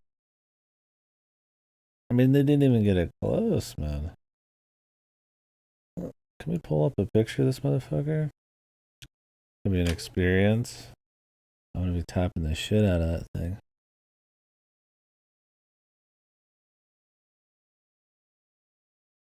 Yeah, his hair's just a fucking texture. Except the bang.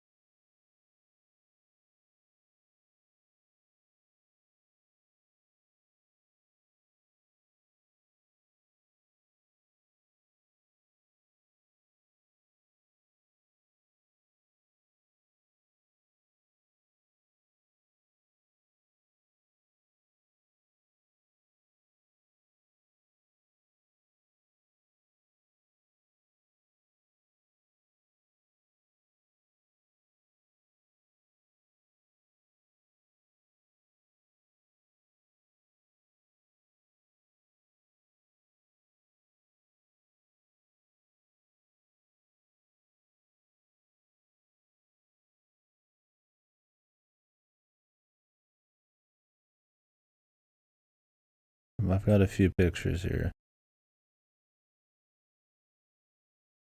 Like Link's big thing is he has this like Link's thing is he has this like Elvis, like huge like fluffy swoop for bangs, dude. Like, look at this shit. Look at it. Like, look at this fucking swoop in the GameCube one. Huge fluffy swoop across the side of his head. And they're like, yeah, how are we gonna capture that feel in the DS version? They're like, just nothing. I guess they didn't want you from the top. I was thinking from the top down perspective, if he had all of this hair, you wouldn't see his eyes. So they just fucking got rid of it. And his head shape is like a fucking like shit. I feel like Toon Link needs his hair, man. And like this is how he starts, right?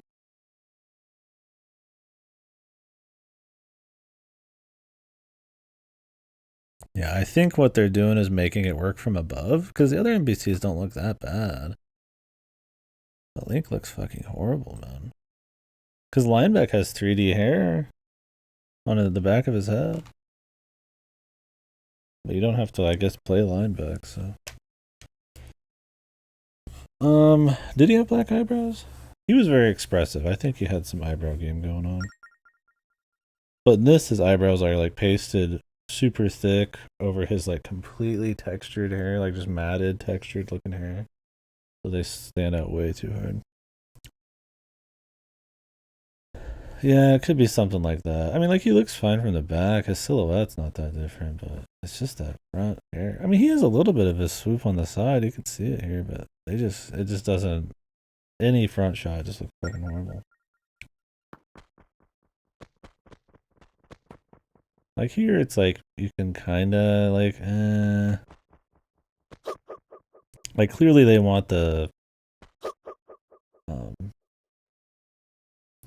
clearly they want his eyebrows and eyes to be seen from the top. So like if you had a bunch of hair, they'd have to like pop those out over it even more.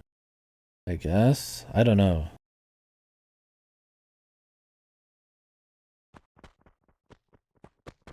If anything, man, they could have just two models. One model for when he's in cutscenes and one when he's not. Yeah.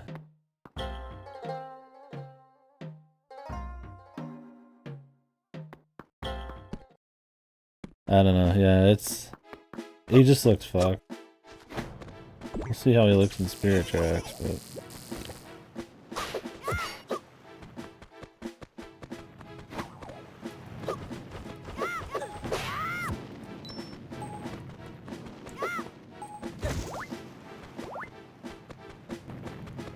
and I mean, I think it matters a lot because, well, I mean, his fucking half of his personality is his look, his expressiveness and shit. The shinies, bro. Like, that's a big part of Toon Link's appeal.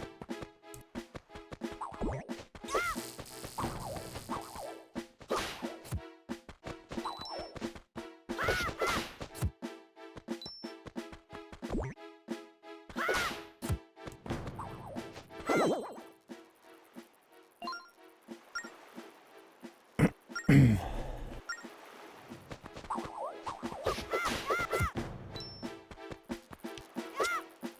fucking boring.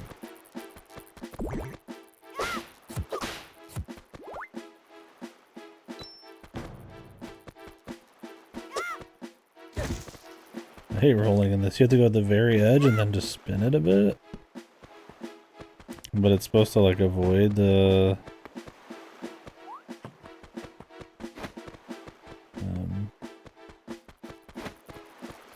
like you don't want it to be like a slash though. But it's very easy for it to end up a slash. So again, just a button would have been better, but you know, whatever.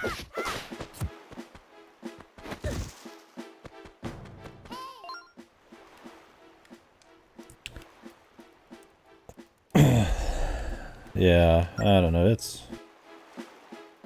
He's like the most off thing visually, like, the quality. I mean, look at this guy, he's got plenty of like 3D hair in the front. So I feel like it's that. They decided, hey, he's gonna look like shit in cutscenes, which are everywhere, so that we can have him look like... okay from the top. And that's why his head's like angled like down and around like this. Oddly, like he's got like a smooshed head.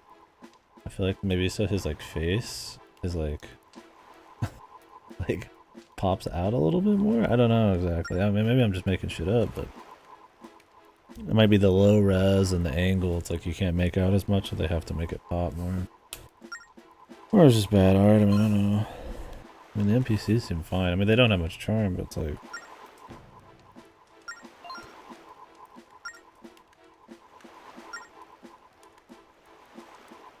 Like, I mean, he looks fine, right? I mean, he's just like a generic Wind Waker.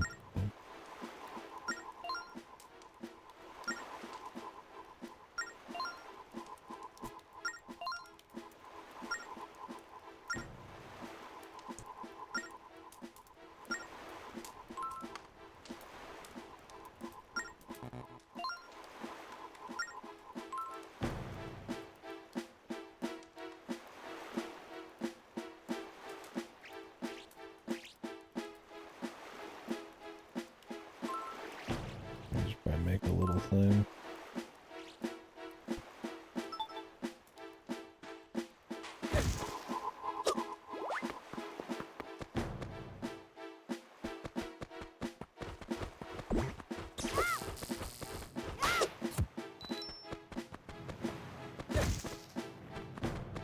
They gave me that 100 on one of these. Now I feel like I gotta check every one of these.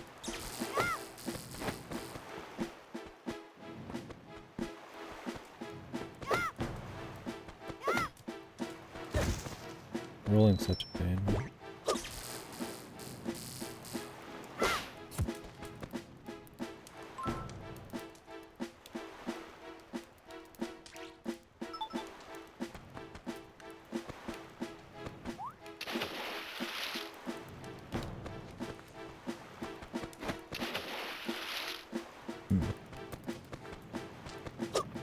You get like some jump at some point? I like his look. I like how expressive his face is. Because of the cartooniness and shit.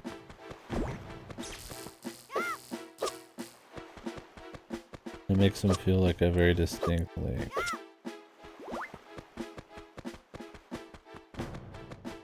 He's fun. But yeah, I don't think they capture him very well here.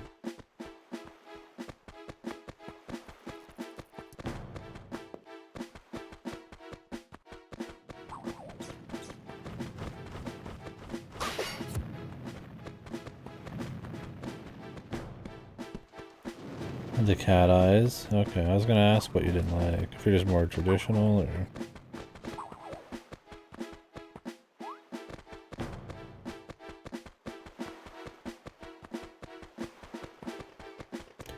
I don't mind him. Like I said, I think he's very expressive. I like that about it.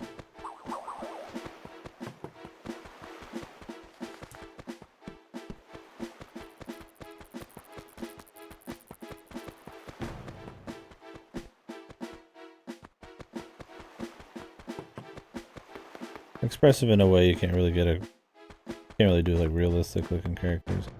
That's why the Princess Link has like some expressions, right? But you can't get too exaggerated. So. It just kind of captures the over the top, kind of more colorful, energetic kind of Wind Waker world. That's pretty good. But yeah, I know he's not for everybody. Where's this other one? Am I blind? Did I pass it? I'll be back near Lineback.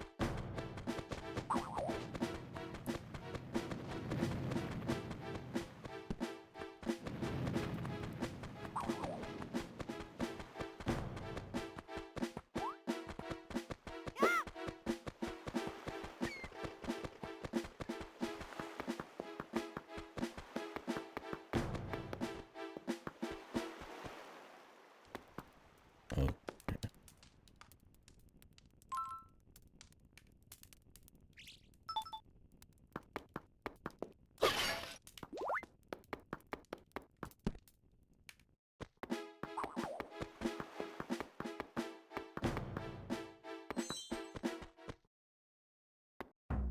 What a dull area. I like the note taking, but Jesus, dude. I mean, it doesn't help that the stylus controls feel like fucking work. But...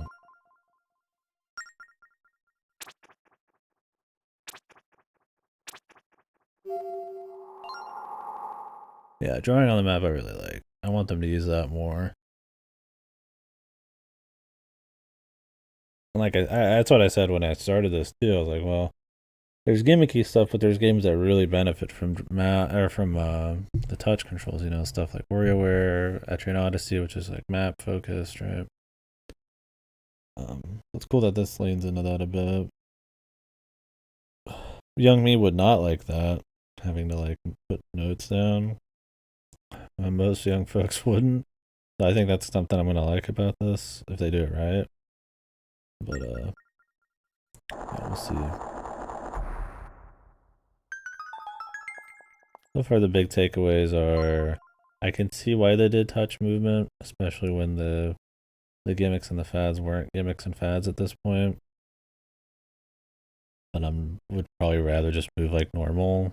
I think some inputs are a pain in the ass, like the roll, and end up coming out as the wrong thing. And there's too much delay in it instead of just pressing a button so it doesn't feel as responsive. And it's got a pretty weak intro. And so far, pretty boring, like, level design.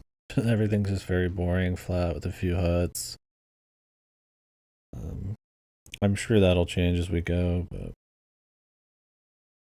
the NPCs feel Wind Waker, but they feel like the most generic kind of Wind Waker. Like, I feel like this game's pretty chatty as well. Lineback's fun, but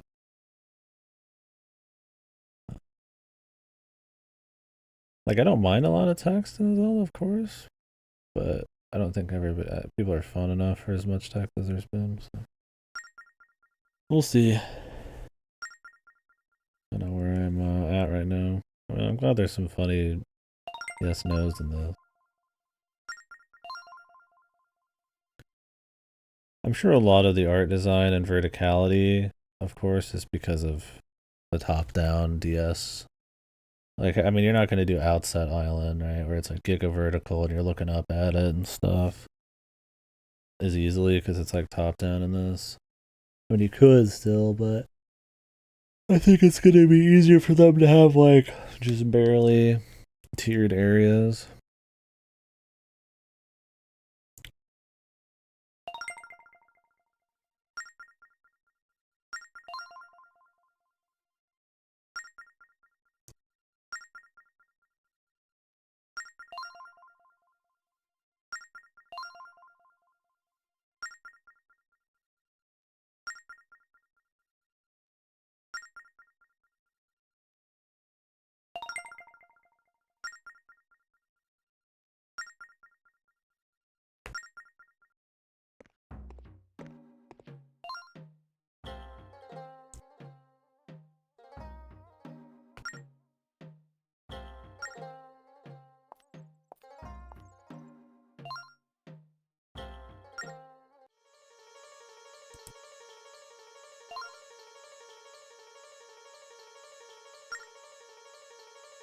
I mean, I guess some people would consider the start of Wind Waker blown away.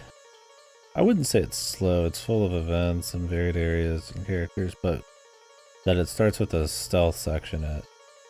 Even if I don't find it very harmful at all, I think some people don't like. But I don't know. I would probably take the Forsaken Fortress over walking in a circle looking for torches.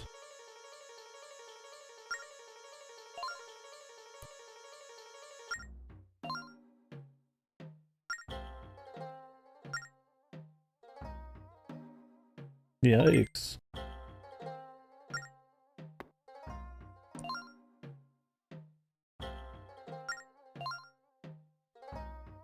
Nope.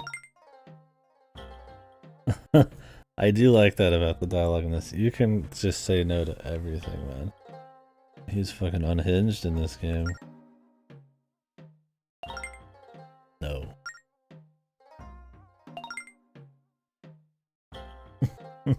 They're coping, dude. They're paid to believe him.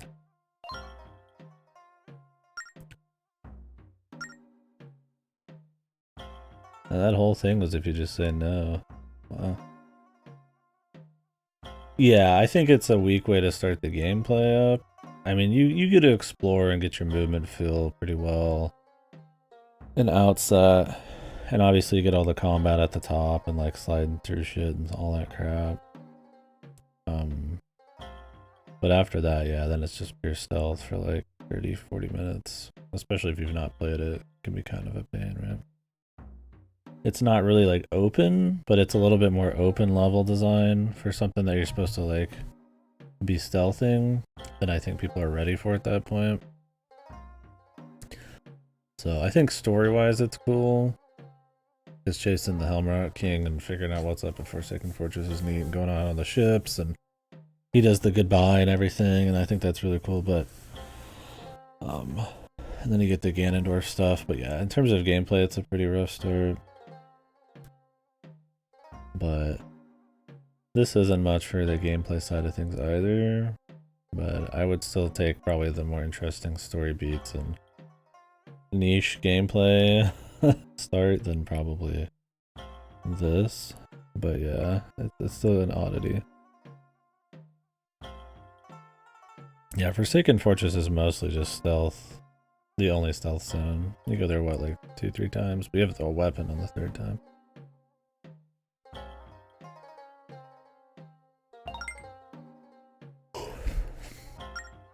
The Honesty's crystal here.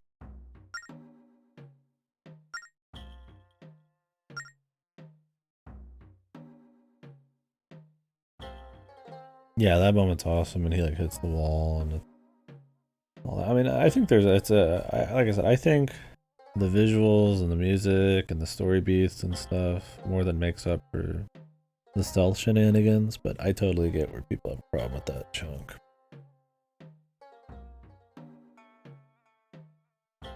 What do people usually think is the shittiest 3D start? I know people don't like the Twilight Princess one.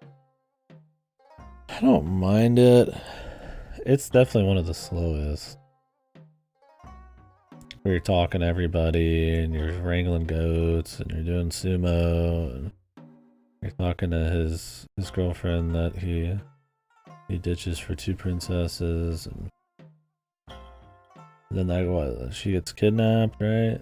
And then it's dog time. The Ordon village is definitely like a longer one.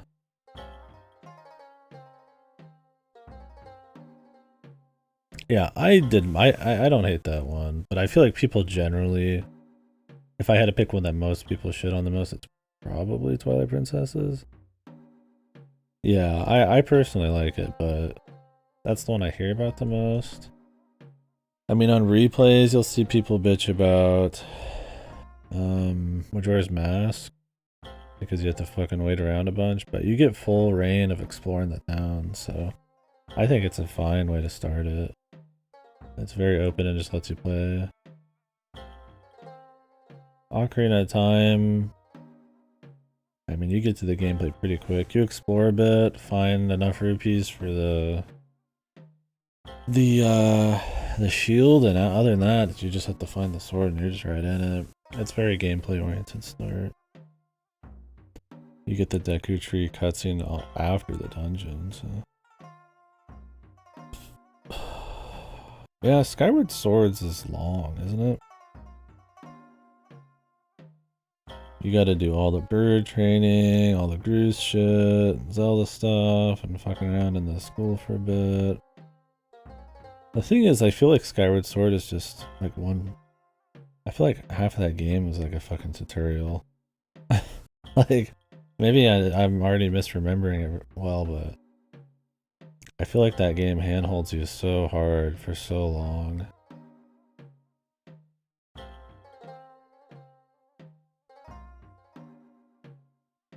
But I don't know. The thing is, Skyward Sword's so story focused, so that kind of grounding and character establishment's a big deal for it. Granted, I don't really like where the story goes, but the character stuff's cool. Like, Groose is pretty based. If you didn't set Groose up, the little cool story in Skyward Sword would be kind of even worse.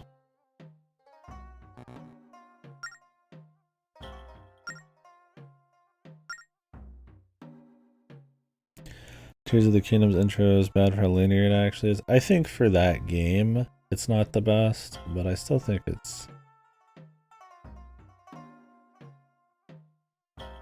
pretty fun in the grand scheme of things. I mean, you get into the gameplay pretty quick. You get to play with a lot of like creative tools. It's one of the better looking Sky Island areas. It really makes you think you're going to be in for a pretty creative, varied game. You're not. But, I mean, I think other than its linearity, which makes it worse than Breath of the Wild, it's not too bad. It's definitely not much for story. But I mean, Tears of the Kingdom has like no story that's good anyway, so it really just has to rely purely on gameplay, which is the problem, is I did it backwards and it was still kind of fucked. But at least you have kind of those freedoms. I think it just depends on how much you value the story setup, and I tend to think that most Zelda games have pretty good setup for stories. They tend to establish everything very well in a very exciting way and get you on your way and give you the feeling of like the adventure and stuff. How much you care about that stuff versus how quick you get the gameplay. I think that's where some people get a little weird. So.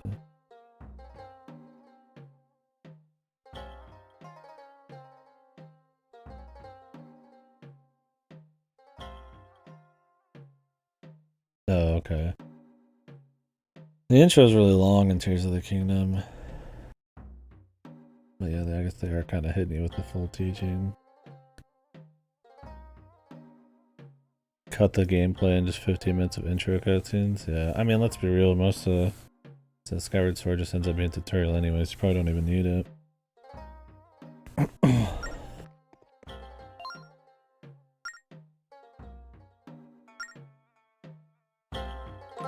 If you count this as a 3D one, this is probably the worst one.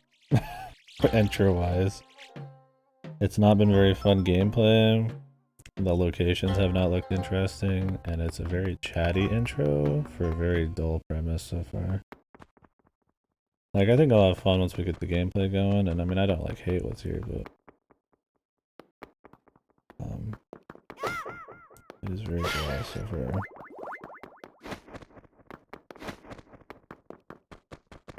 But I don't really count this one. Yeah, that Link's crossbow training. I mean, in terms of 2D ones, I think they all have pretty whatever interest. The 2D ones are really just about getting you right into the gameplay almost immediately. They all have a very similar story. The kingdom's in ruin, something happens to the princess, and we move on. We've talked about that before, though. I think the 3D ones tend to do much better at theming and dungeons and story and kind of setup and then feel and atmosphere, where the 2D ones tend to be just pretty much just raw gameplay.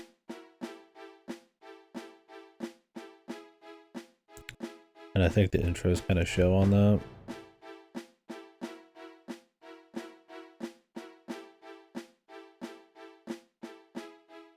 Yeah.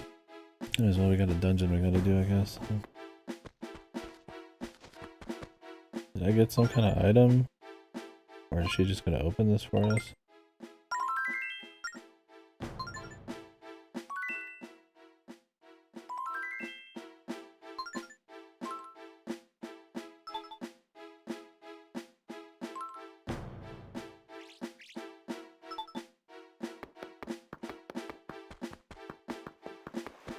Why is the music here so bad? Feels like it's like gonna start at some point. Maybe as you go up it like builds?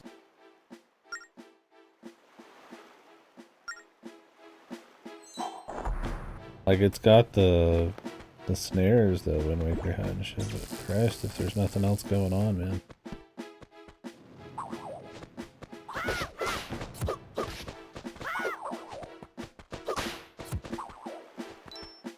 For me, a lot of the time, Skyward Sword, just by relation to the rest of its story and gameplay, I feel worse about the intro. I feel like the intro is just more forgettable. Well, that's because, like I said, I just feel like that game, like half of it feels like a fucking intro. I think it's because the overworld and the actual areas you land in just don't feel like expansive enough or interesting or distinct enough. So it feels like you never really get started on the adventure. Like the overworld's so fucking tiny and kind of like boring. Or at least, I mean, in terms of actual space, I guess it's actually pretty big. But it's so goddamn bland and like empty, man. So it's hard to really feel like any kind of anything about it. And then it's like you just reuse the same 3 areas like 3 or 4 times in Skyward Sword, so it's like I just feel like you never really get going. I don't know, maybe that's a weird way to put it. So maybe that's why the intro is not as distinct for me, because it just kind of all blends. The Groose flying shit is pretty much what I remember from the intro. And fucking around in the academy. Yeah, so personally, I guess I would say Skyward Sword's got my least favorite intro. But honestly, it might just be in relation to it being Skyward Sword being my least favorite of the 3D ones by a fucking long shot. I don't know which one has the best out of the 3D ones though for me.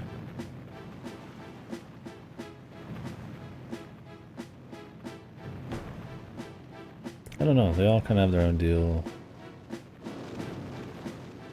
I really like the feel of like Wind Waker's, that kind of story focus, but then Majora's Mask, like just having that open atmosphere and just kind of just rolling around, doing shit's kind of neat. I mean, it's for replays, it's kind of whatever, because you have to wait around. Ocarina of Time's pretty much just raw gameplay.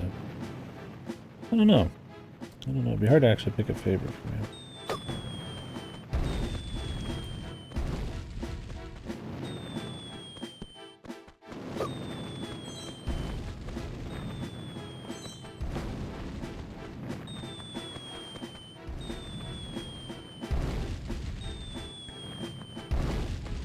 Will Echoes of Wisdom be our collective new least favorite? You think it's gonna be that bad? I don't know. There's a real shot. I mean, it at least looks like it's trying to be kind of creative. Like I said, I have pretty questionable amount of faith. Oh, am I gonna have to blow?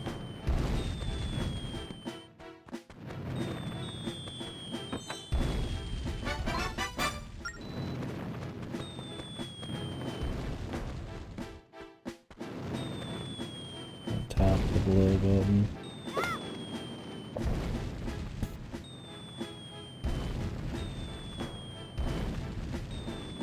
Fuck.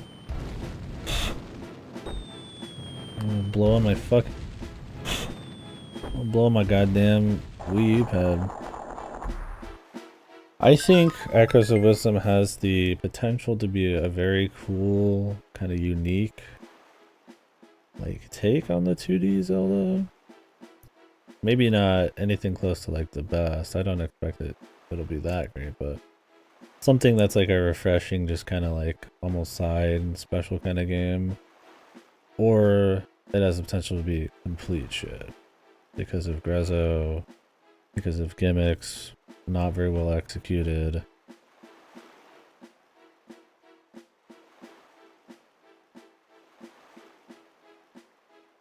Attachment to like Link to the Past bullshit. Like, there's already no desire for them to switch the art style up, so I'm like, we'll see where else we go. Does Zelda have a single passable spin-off? Zelda doesn't have any spin-offs, right? Ruby Land. Oh shit, I need to play Ruby Land before the new one. If I have time, we'll do Ruby Land.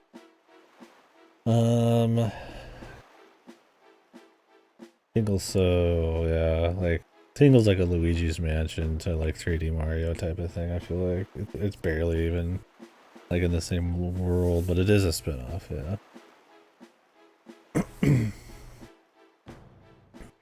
It's in Ruby Land, right? I mean, a lot of the Zelda games aren't in Hyrule, though. Yeah, no, it's a spin-off. What else, though? I mean, I haven't played the Tingle game, so... I mean, crossbow training's pretty much a tech demo. I think it's a pretty good rail shooter, but I mean, it's pretty limited. It's clearly a pack-in, right? I mean, the Four Swords games are considered spin-offs, probably, but we haven't played them yet. Might be this next week. I don't think Cadence of Hyrule's that good. I guess it's passable. So there's a passable.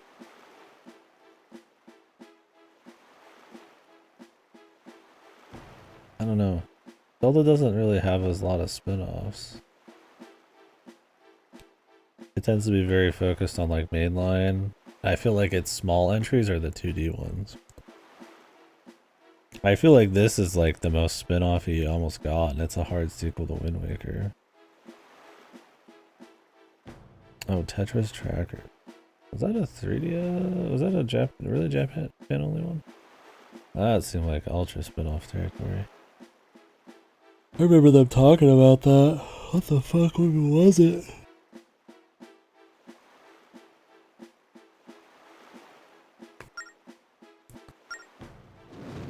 Wow, I blew into the mic. That was so fun.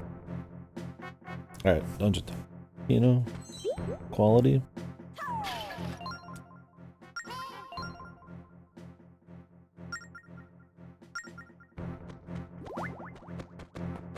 You blow these out too.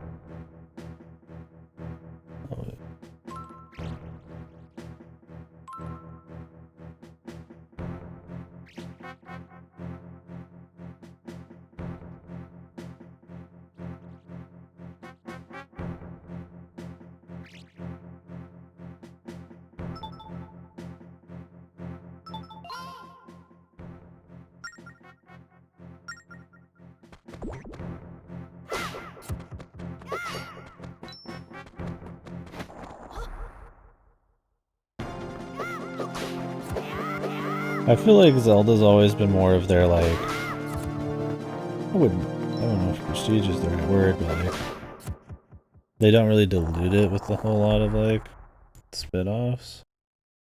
It's very focused on like maybe iterating within the formula, but kind of delivering on a more like, a little bit more of like a narrow kind of thing with the IP. I mean, nothing's gonna be like Mario spin-off wise. Is there any game series that like game IP that has as many spin-offs as Mario? Probably not. But...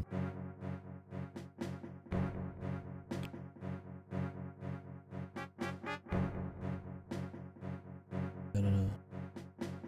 Dragon Quest. Yeah, maybe Final Fantasy has a lot too. I don't know. Mario has a lot. A lot of variety. Kirby has a lot of variety, but not that many actual entries. Yeah, DQ. Maybe. I don't know. I mean, you've got rhythm games for Mario, RPGs, sports, Olympic. You're getting like Luigi's Mansion, Wario. I don't know if you'd count Donkey Kong's, but yeah, Dragon Quest it has to be like major shit like that. Yeah, I don't think in Nintendo there's anything that even gets fucking close. It's really just Mario's their spin-off machine. Pokemon is probably the next biggest like Nintendo spin-off type of deal.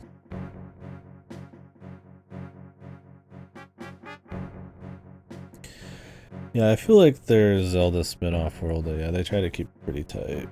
Even like stuff like Four Swords is like, I mean, still pretty much normal Zelda, but just with like more people that's designed around it, from what I understand. We'll see when we get to it, but...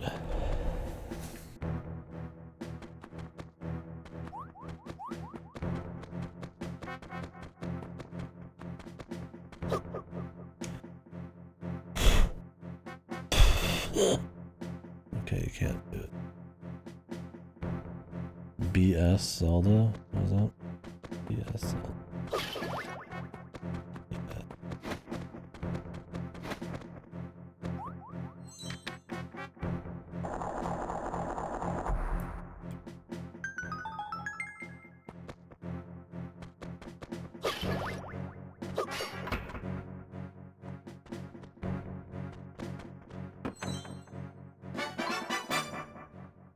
Oh, really? Yeah. I'm not surprised there.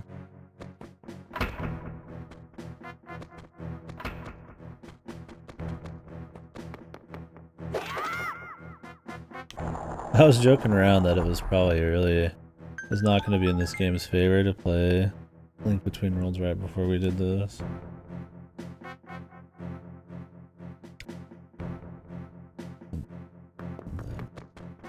And I know we haven't done much, but I have a feeling with the dungeons that is going to be very true. 'Cause it's very rare in a 2D Zelda game. I'm like impressed by any kind of cleverness in the dungeons, and that one I was.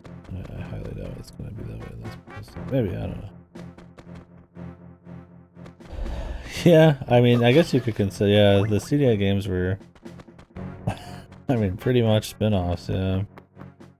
I mean, they were anomalies in every way, but those are definitely bizarre.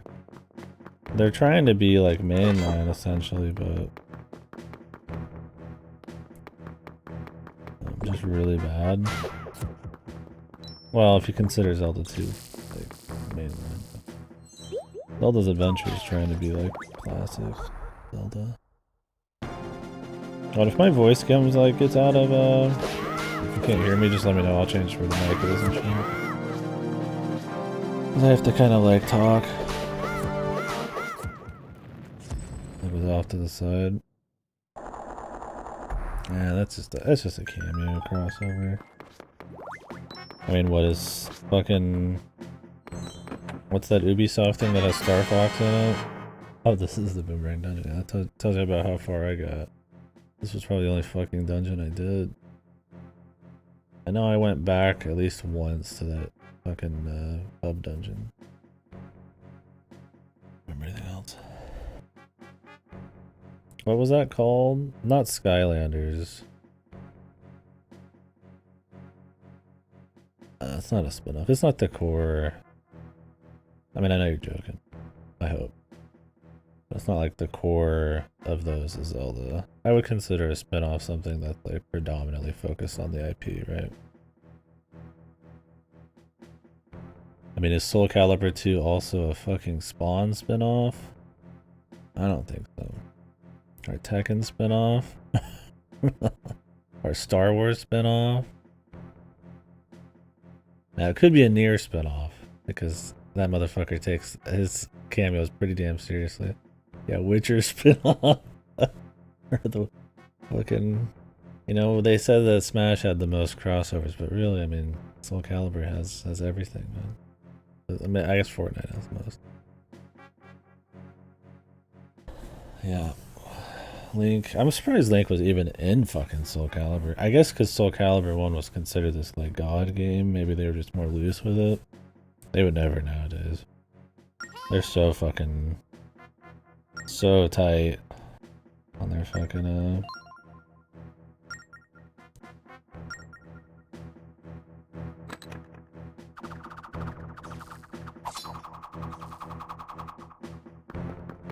I feel like they made this just because of this boomerang, and this is gonna be the coolest thing in the whole game, and that'll be it. Yeah, it's the Arrow of Soul, man. Like, put Link in there with fucking Killick and Siegfried and shit, and just let him rock, man. Big Goron sword.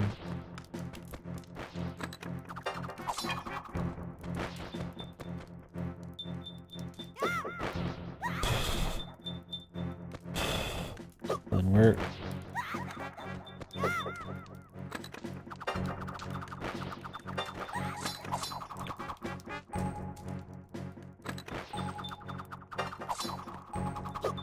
This is such a bandit.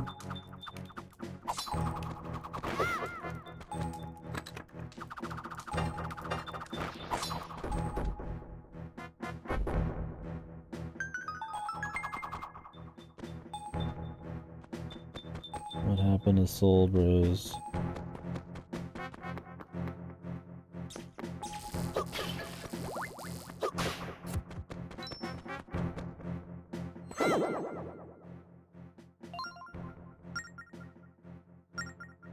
No treasure chest in this.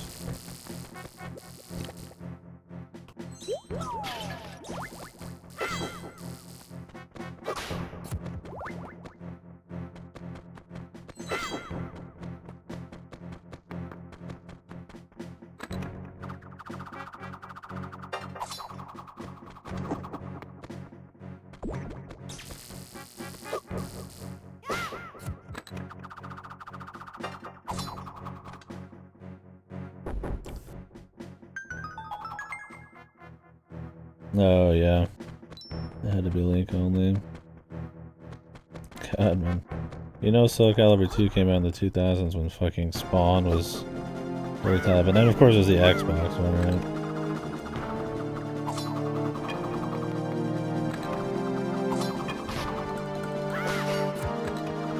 The edgy-ass fucking character.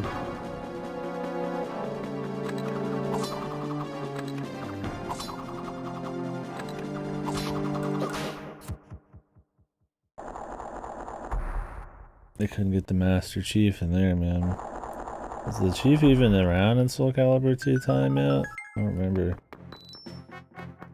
The release order.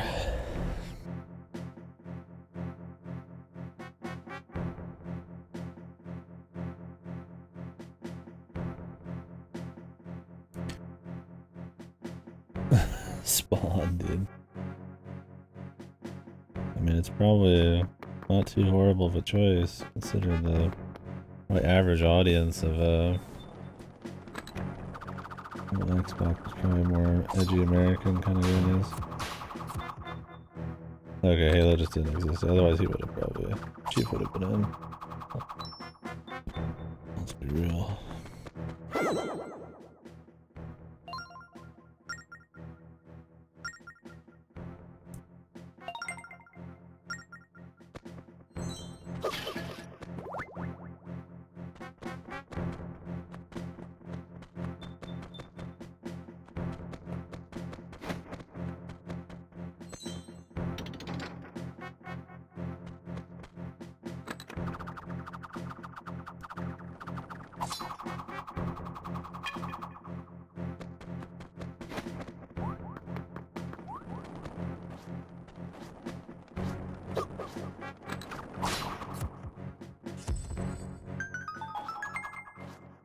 Yeah, they didn't really have any IPs before Halo that I'd really call like anything defining.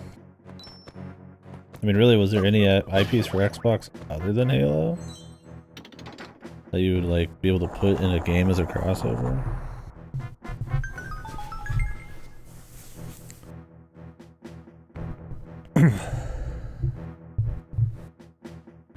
I mean, that's not really like an Xbox thing, right? Fable guy, maybe, yeah. Was Fable out at that point? That's probably the closest thing you could get, yeah. The Fable kid.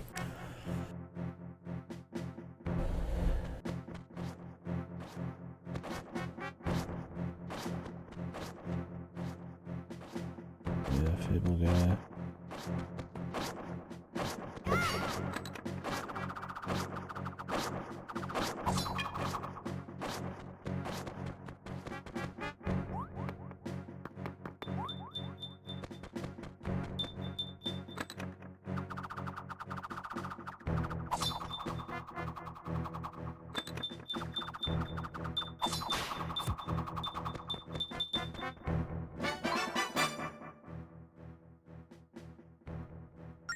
Chicken chaser. He didn't need a name. I guess you couldn't call him the hero. Fable guy. Yeah, that probably didn't help his chances. Huh? Let's be real. I doubt Bandai Namco gave 2 fucks about the Xbox. Outside just making sure they have a possibility of getting some sales on it. That's probably their least concerned brand at that point. Fucking Blinks the cat, dude. Yeah. I might as well have been the fucking, the Xbox fucking, crossover fucking guy then.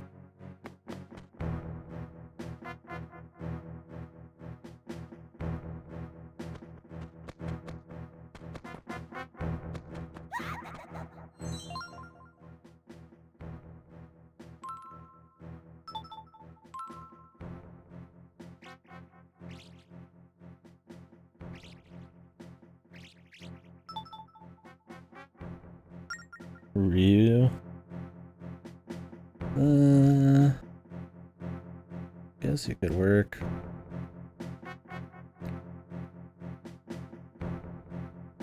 He's not really as big as Link or Tekken, but I guess he could. I mean, he was on Nintendo consoles first, but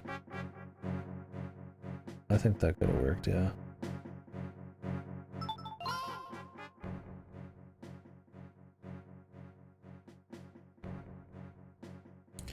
They probably wanted something more Western for the Xbox.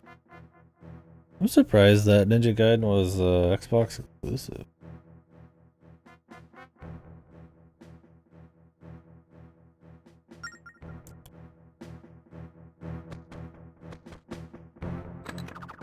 Surprising, really.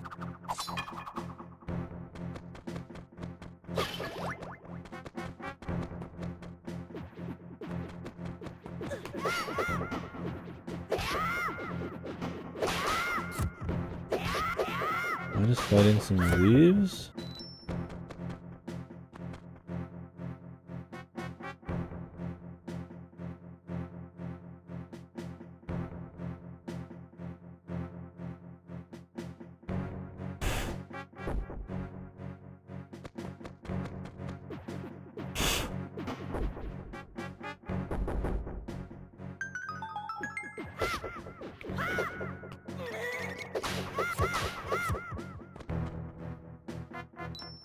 Oh, the GBC slimes? God, they look like fucking leaves.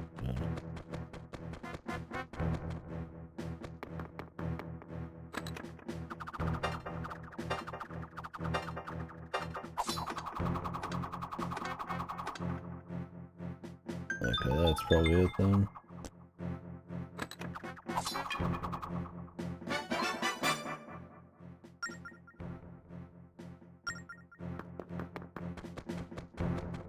You fucked up my face.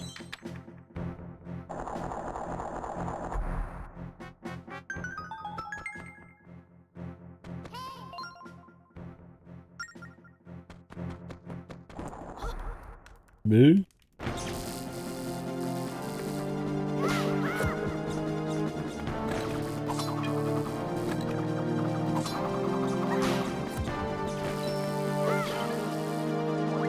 combat's always just so much more fucking pain in the ass in this game. It just looks so unfluid. Like, oh, I reach to the top, and then like scribble and shit. And I mean, you think it'd be like really fluid because of the you just click where you want to go, but I think having to move your guy around and then attack and use items all with the same thing is you have to choose one over the other, right? Or in another Zelda game, you could be moving and then, you know, get out the items with a quick button or a slash and then keep moving again. It's like, I guess you do that in this, but if you want to move quickly, you have to go to like the very edge and then you have to like come back and then you have to go to the edge. So like your fucking wrist is all over the place. Because it's like right here, it's like, oh, I'm going to slash this guy, then I'm going to move back. But like, oh, I move really slow if I do this. So I have to be like, slash, and then I want to move back just a little bit, so I have to do this, and then I have to do this, and then...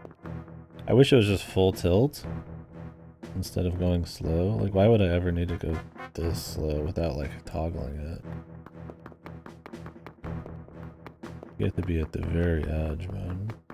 And then you have to do, like, little rolls at the edge, which end up completely, like, coming across as, like flashes half the time. If you're not, like, at the extreme edge. Like right here, you end up getting slash, where this is the roll. And I guess that'd probably be easier on a normal DS, because, I mean, I have to stick within the screen space that I see, but... It's just like... And then this, instead of a button to whip it out and then draw it, which would be totally fine, you're like, oh, I need to run this way, and then I have to go to the top of the screen, and then I have to set up a throw, and then I have to... And it's like, you're all over the screen. Or in any of these other games, like, I mean, you just move and then you attack. I mean, this, having, like, this kind of control is pretty cool. Well, actually, the shoulder button's doing this. The only thing that does... The D-pad and the face buttons are just for this menu.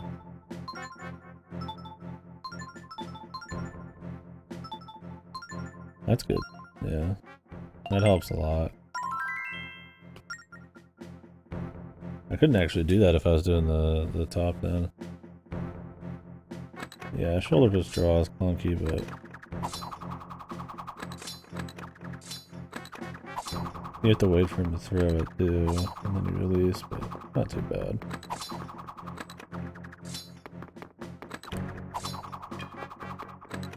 See, like, if you let go, that's not enough. He has to actually throw it, so you have to do this.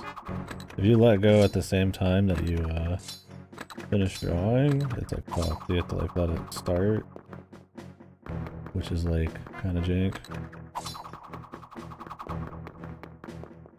It makes sense, but it'd be quicker if you just drew it real quick and he did it, right? But instead you have to like draw it and then let it start. So there's this like half a second delay, even if you do like a quick thing.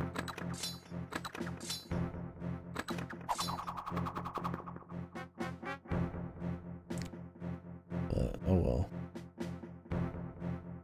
At least the shoulder helps, yeah. Way better than just pure touch, so that's good. But yeah.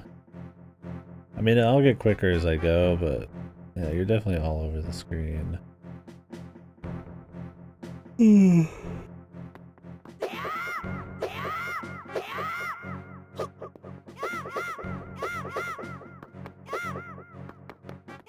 I mean, technically this could be like the most precise, responsive combat system, but it's also like one of those uncomfortable and clunky feeling when it's not going just perfect. Pretty tired. Taking my time with this. I'll just get some water. Looking down an energy drink after a bunch of coffee today. Okay, let's get this dungeon done.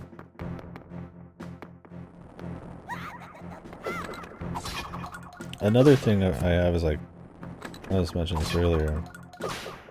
Yeah, the shoulder helps a lot. A lot.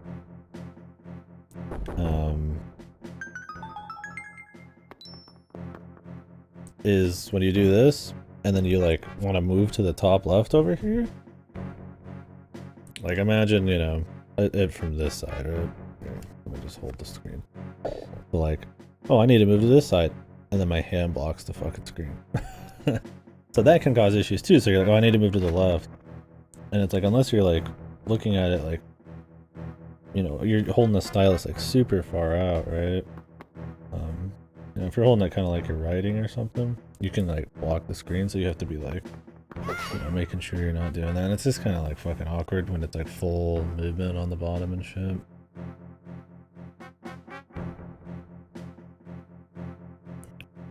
They fucked around a ton trying to find the least shit way to merge touchscreen gimmick items and movement. Moving while using the touchscreen's also clunky, yeah. It's just not an amazing idea. I think it's like acceptable in this so far.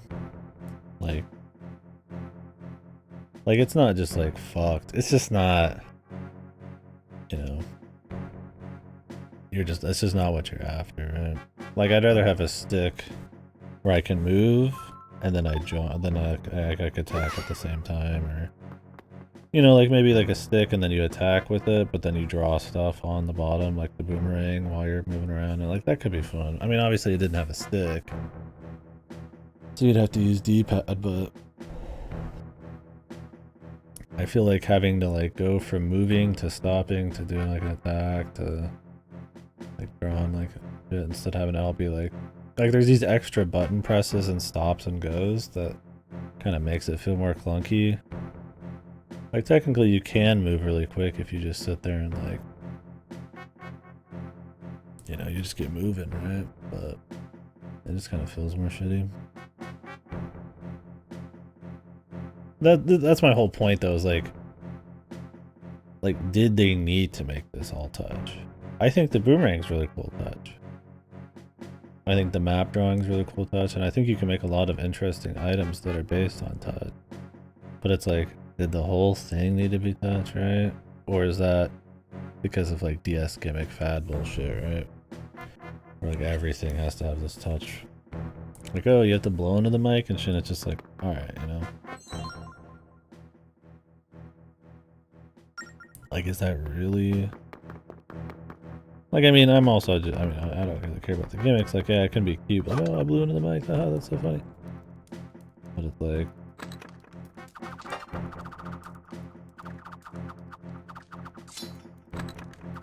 I keep releasing at the same time.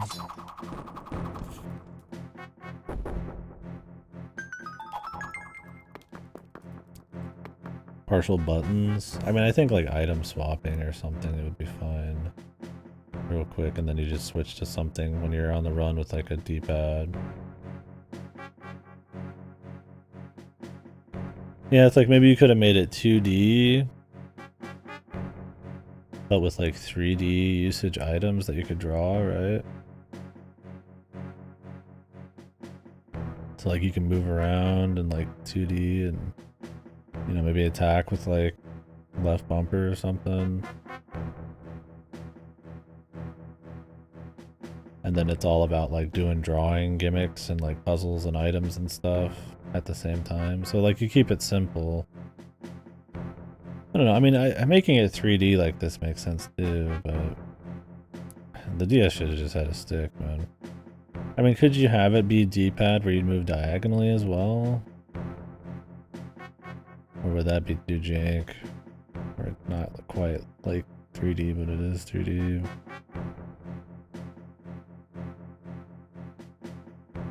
Like, I get they didn't want like a Wind Waker sequel to be like just a full gridlock, like grid-based 2D one.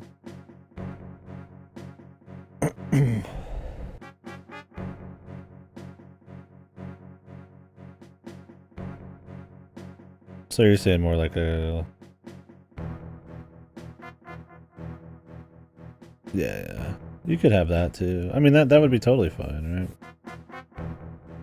Like in combat, just simplify it a bit. I mean, the thing is, like, a good Zelda game tends to let the items kind of do something in combat, right? But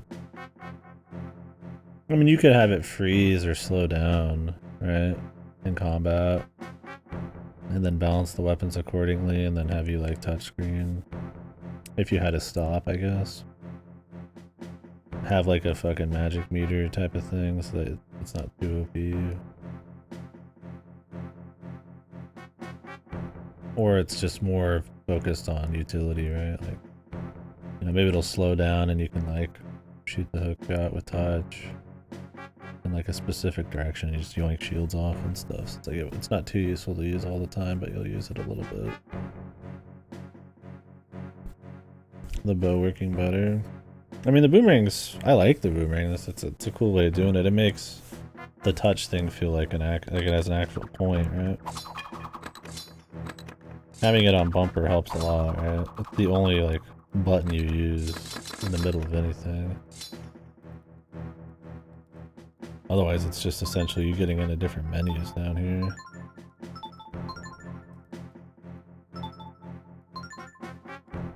See, this is going to be the thing though, is you're only going to have one item at a time, and then you've got to like swap using the D-pad and going down here. So it's funny, it's like a totally modern system that has all these buttons. But what, am I going to have one equipable item at a time?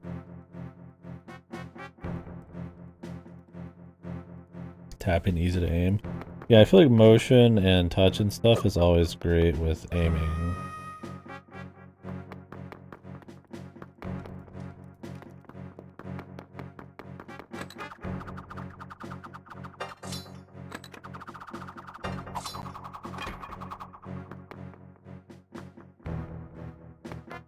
I feel like that's where these tend to shine a lot. Precision controls.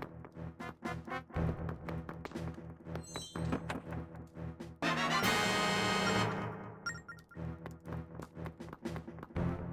my god, you have to carry this thing? Oh, that's a new gimmick.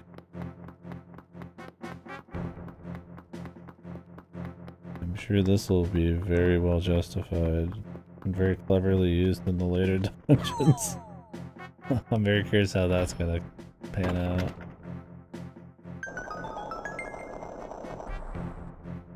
We'll see. Maybe it'll be cool. Carrying the boss key.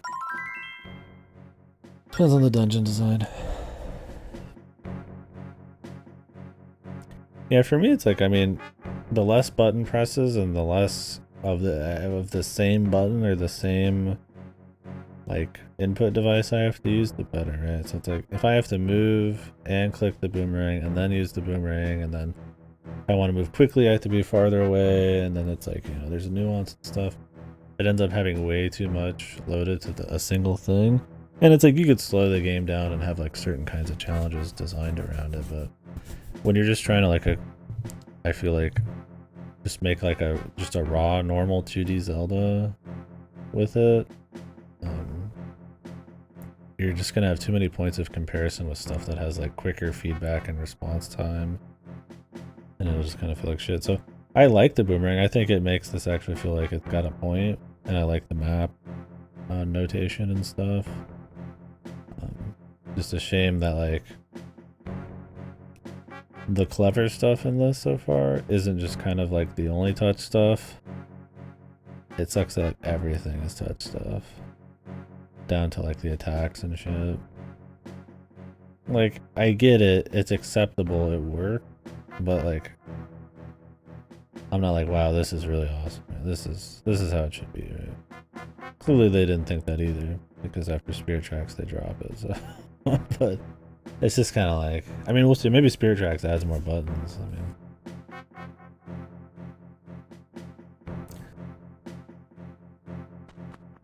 but who knows? I mean, maybe with these games, the touch is actually really cool. Like, I think there's potential here. I think it's jank and clunky and not super fun. But like, I think if with enough items and fight design and level design, it could actually be pretty cool. I might like it by the end, but like, I'm not writing it off completely. But maybe the problem is that these games do just end up sucking. Like, maybe they're just not very good levels, and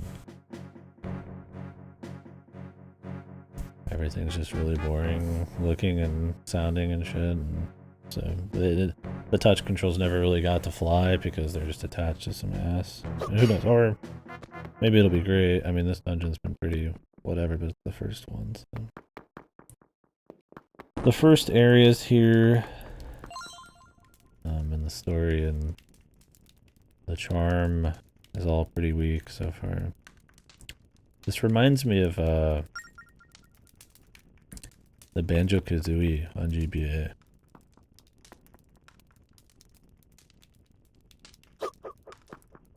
A lot. It's kind of like what Akira said, where I think he was reminded of the Spyro and Crash, like handheld ripoffs or whatever the fuck. I don't think that might not have been in relation exactly to this in general, but it's kind of like that aura to it, where it's like you can see the IP, you can see like it's like wearing the skin of it, but it like has like none of the charm. That's how like the Banjo-Kazooie GBA game was. I was like, oh yeah, it's Banjo, but I'm like, it has 0 soul in it.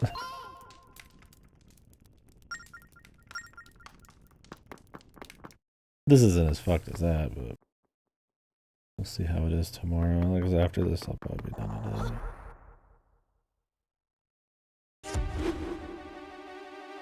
Blaz, the Master of Fire.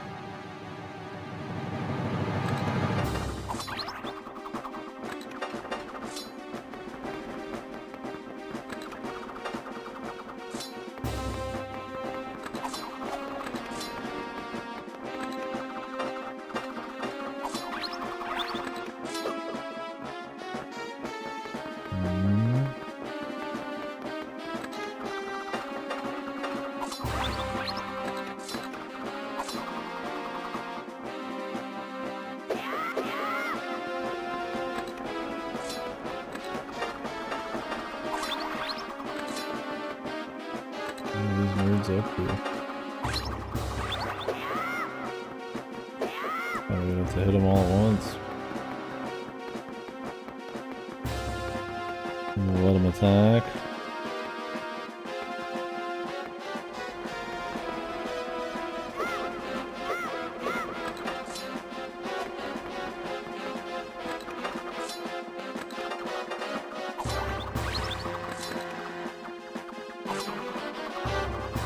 Do I have to blow into the mic? Please no.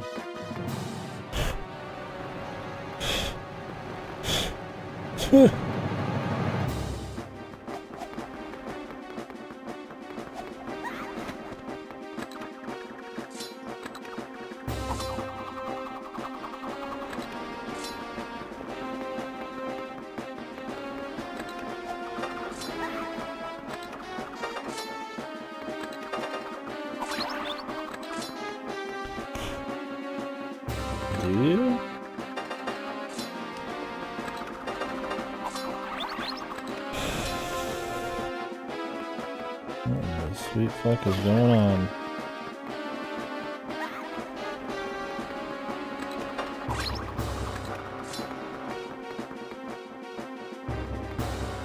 And there's the map. Oh, they're ordered. God, this is the problem with having my map small. Because I didn't even notice. I was like, there's gotta be some gimmick here. Gotcha.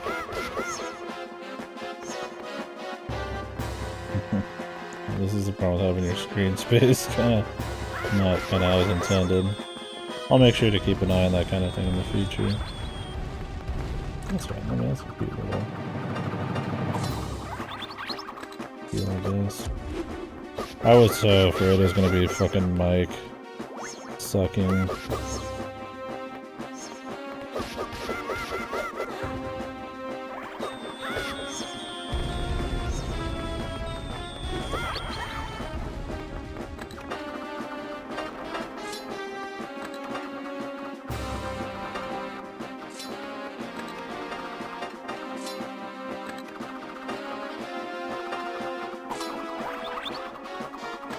Oh.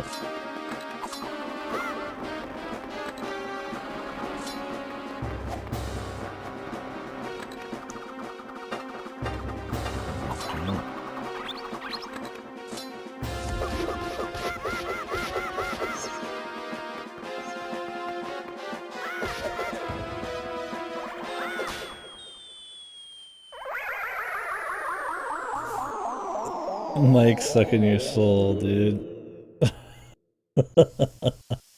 Yeah, I've heard there's a lot of mics. So I'm really hoping I could just rub the mic for Street Tracks because it sounds like there's a lot. I don't know if like is like the movement or something just all mic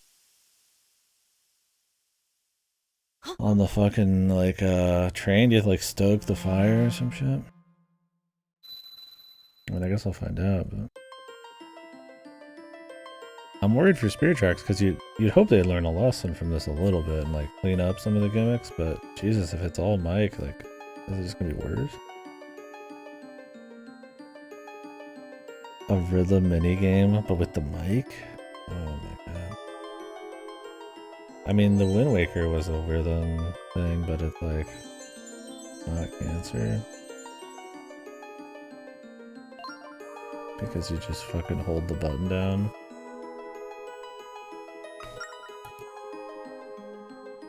Look at Link, dude. He looks like he's missing teeth, dude. He looks like he got his fucking teeth knocked out, man. What in the fuck? Dude, they should make that'd be Lunk, man. Or he's just fucking this like semi-toothless fucking Link. Ready for business, dude.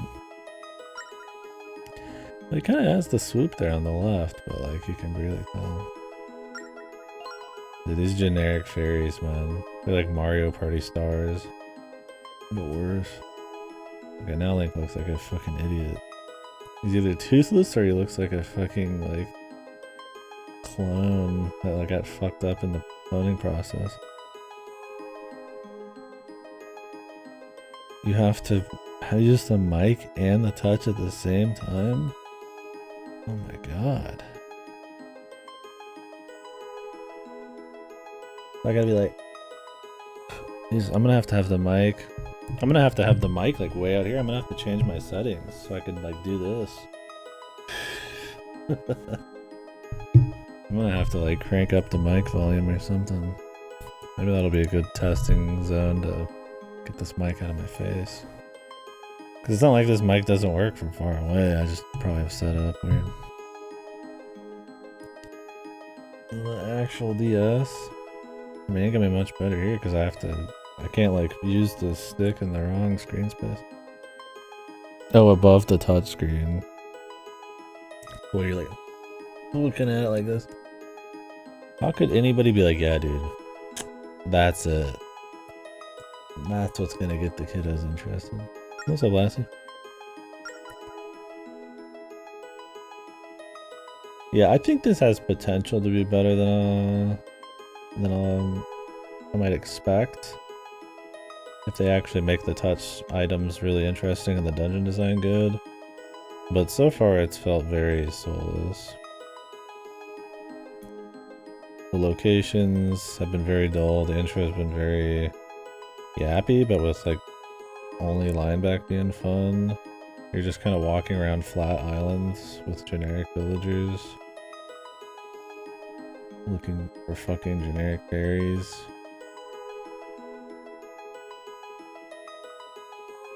This is the first dungeon, so I can't give him too much shit there, but yeah, we'll see. I think it could be cool later, but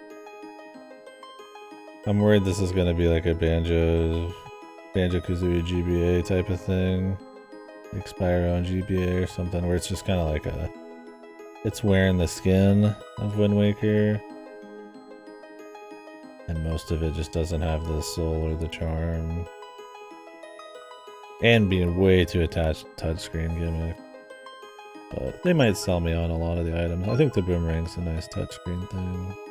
It feels like fucking junk when you're fighting because you kind of have to be very stop and go, but... Alright. Friday beer, nice, enjoy. Okay, I'll be slowing down soon, we're just getting started today.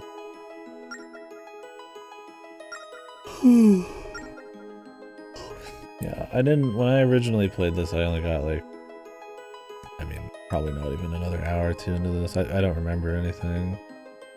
Except having to go back to the hub dungeon, I think, once or twice. I really didn't like it as a kid, but I like things like notes now as a grown-ass man, so that's a cool part of this. And like touchscreen notes is fun. touch items might be cool. I mean, the mic can suck my ass, but we'll see. So far I've not been like bored by it, or it's not been like atrocious. It just kind of feels kind of clunky and just whelming.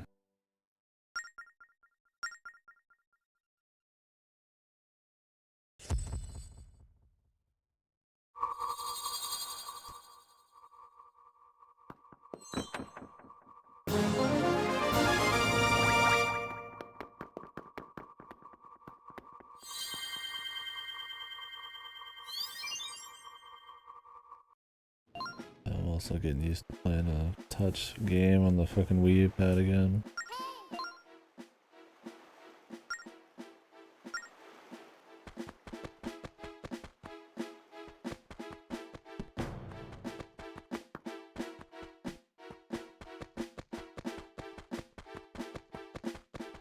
Let me jump in the volcano.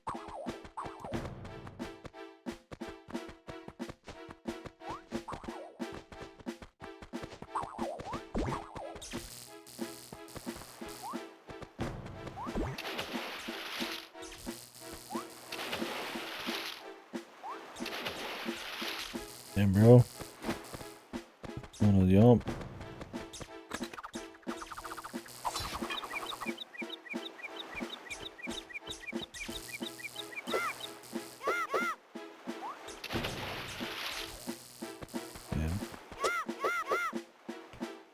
This really was just this. This really was just this, this fucking island's music, man. Just a 5-second snare loop, dude. They're like, hey man, the first dungeon, first big exploration island, just a 5-second snare loop, dude. I'm popping off, man. What the fuck, dude? This is fucking boring, man. Add it to the list, dude. This is like new Super Mario Bros. 2 phoning it in, man. It sounds kind of like, you know, the last game. Ain't that good enough? Screenshots of me like fucking blowing this fucking screen or something. Oh no, it's like the toothless motherfucker, dude.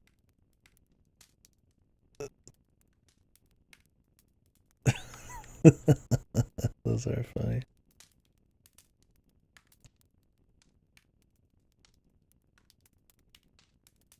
Yeah, Intel fired 20,000 people.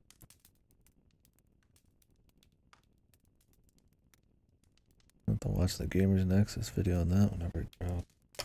I know they're prepping something. What's the idea with Intel right now? It's like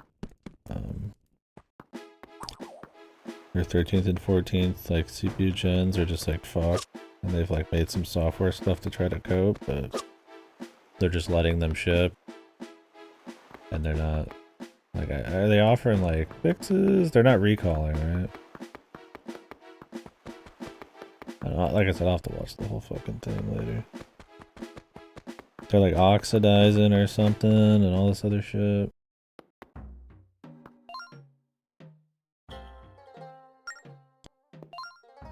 I saw a post about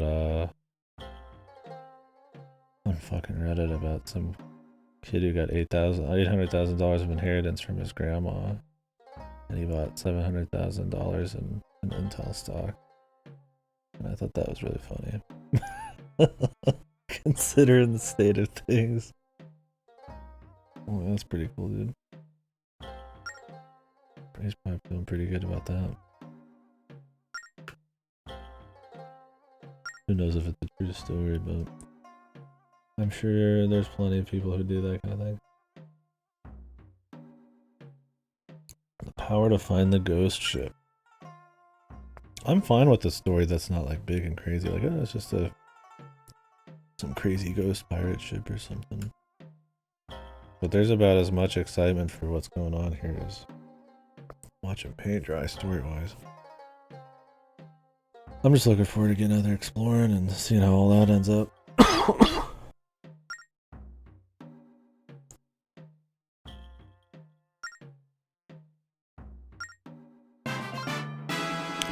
job. U-Boat 1.0 got released? Yes. Any big updates for 1.0? Or is it more just kind of a landmark time? They got to where they wanted to be. There are many for each spirit. Find as many as you can. You can raise a spirit's power for 10 gems. A spirit's power. I've seen a bunch of these to buy, but they're really expensive.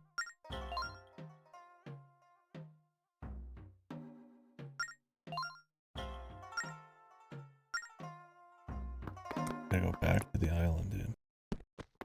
Nice.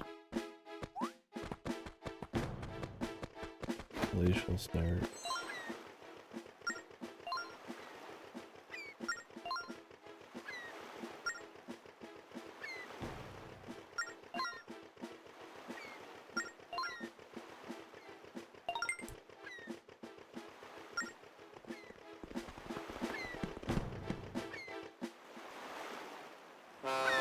You're just gonna warp me there? I mean, it's not like it's a far trip.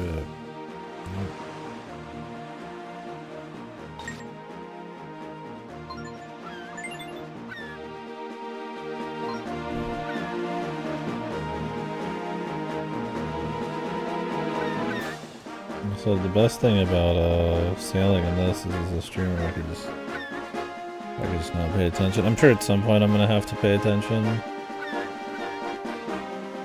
Like I said, I do think it's really funny. Their big plan after Wind Waker was to make the fucking swimming even more AFK-able. Silly baby.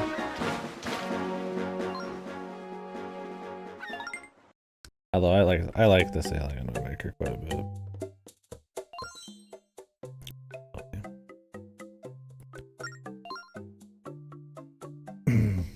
Yeah, I was saying that earlier. I bet you there was a bone hole. Shipyard. Probably save up for these, huh? I don't know if the stone actually makes you stronger. I was saying there's probably some patches where you can like make it so you don't have to like you can move with like a stick or some shit. But yeah, I'm gonna play it how God intended this time. Oh yeah, for sure. I mean, most people don't seem to really care for this one.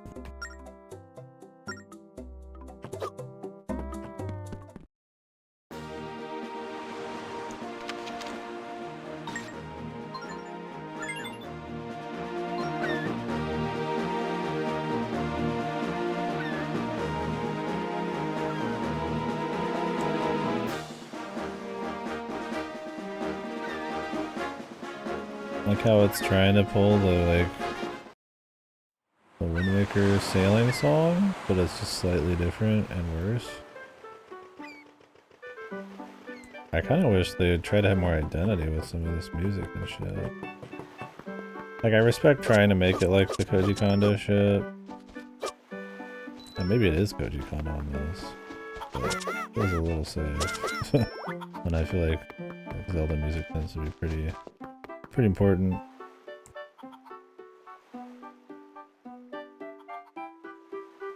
Yeah, perfect. Yeah, no, I mean, I'd probably recommend anybody who's playing this to play it that way. But, you know me, I'm here for the conversation as much as anything, so.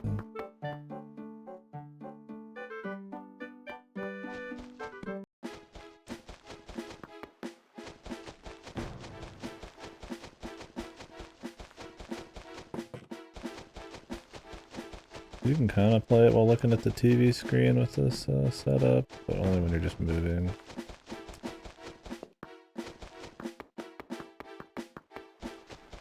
Let's just go talk to the sage. Okay, no.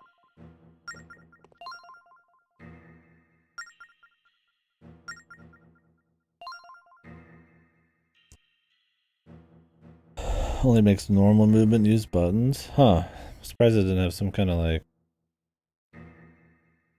It's like stick support. I mean, that would still be pretty good.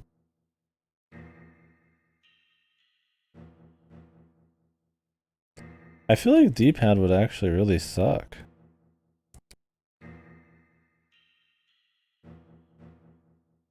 With this game. I mean, this game has full, like, 360 precision movement. You'd hope it had, like, a stick choice, not D-pad.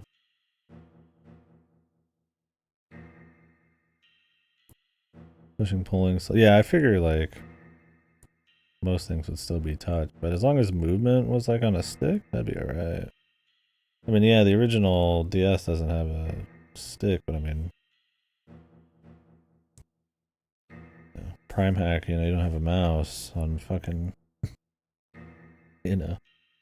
And some of those do, I mean, it shouldn't make a difference.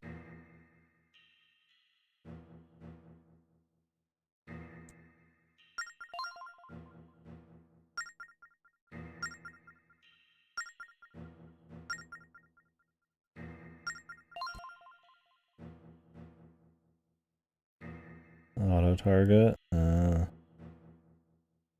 Yeah, it might just be a hard thing to put together.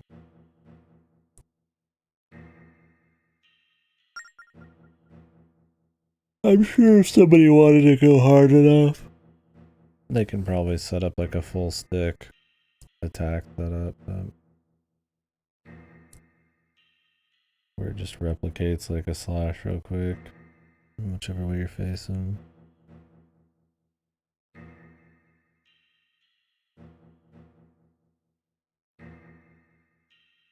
But yeah.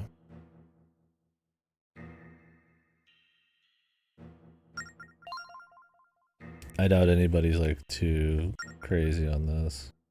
I mean, at Zelda,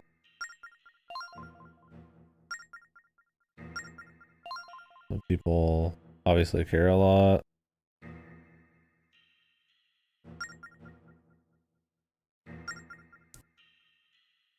But I feel like with these, people don't care that much. Like, I'm very interested in them. I want to play the whole series and get the shit about them and relate those back to the new one and stuff. And but like, if you're just playing casually, which I mean, most people are, not if you're just playing like every Zelda, I mean, like, yeah, these are probably some of the odd ones out.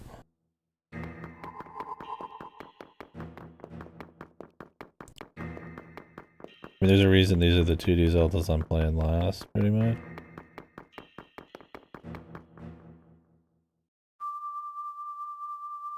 Outside the multiplayer ones. And I mean, I'd be playing those already. It's just a scheduling thing, so. Tough setting that up. God, his face is fucked. Sweet.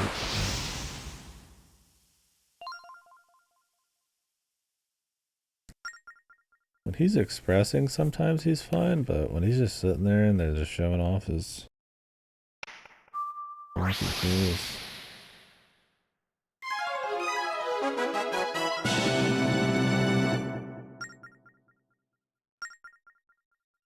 His foot clipping into the fucking pedestal. Soul.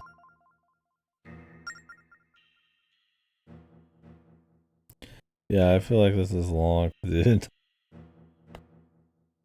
Or Tetra's been feeding him, or maybe he got scurvy when he's out on the open range there with Tetra. Scurvy changed him. Why he's got 3 hearts at the beginning instead of the full Wind Waker load.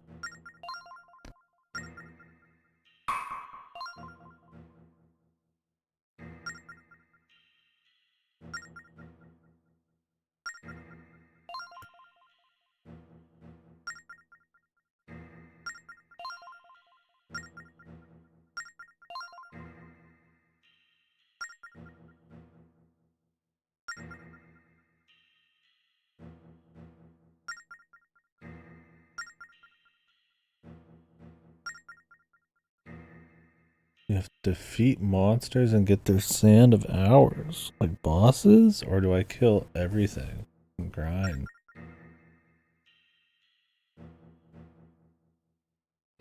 Does it like add to a total?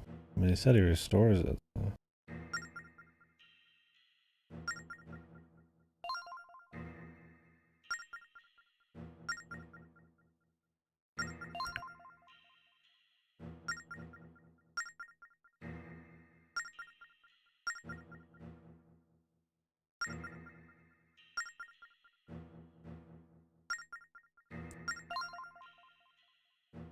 Steam in your engines. Oh, don't get ahead of yourself, lineback. Easy, partner. You gotta wait for another game. What was the gap between this and Spirit Tracks in years? Did this game really pop off enough? Like, I they even made a sequel.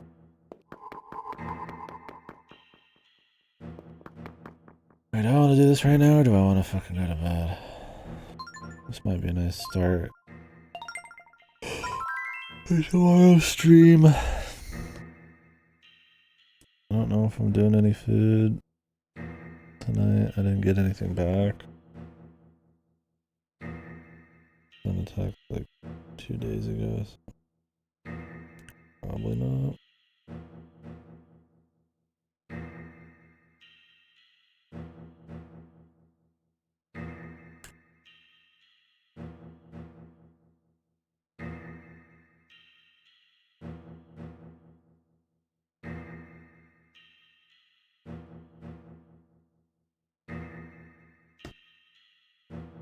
Yeah. I mean, I guess handheld, like, Zelda's have been such a big thing. I mean, there's only the Minish Cap. And I guess technically Four Swords stuff, and I think they've had ports and crap for Game Boy Advance, but I could see wanting it on them.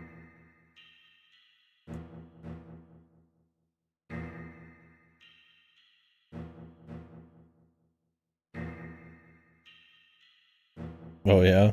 Yeah, they're all over out here. Or were.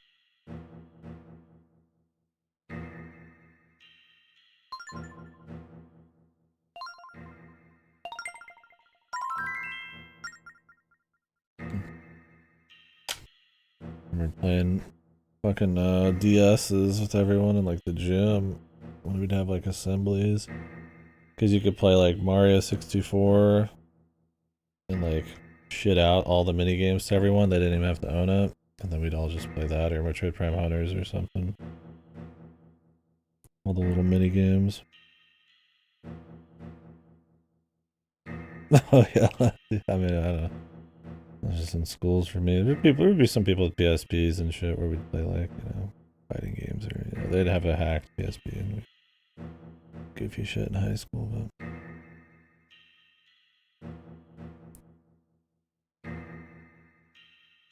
I was playing on my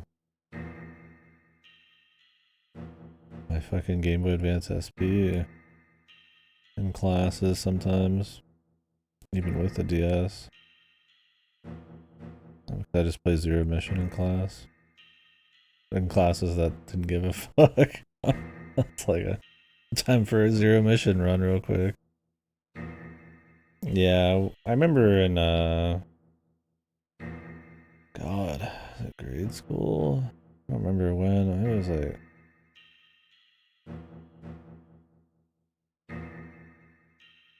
Jesus, when was it? Grade school? I couldn't remember. Seeing people for the first time with their Game Boys and shit. Game Boy Colors and all that. Pokemans. I have an OG DS.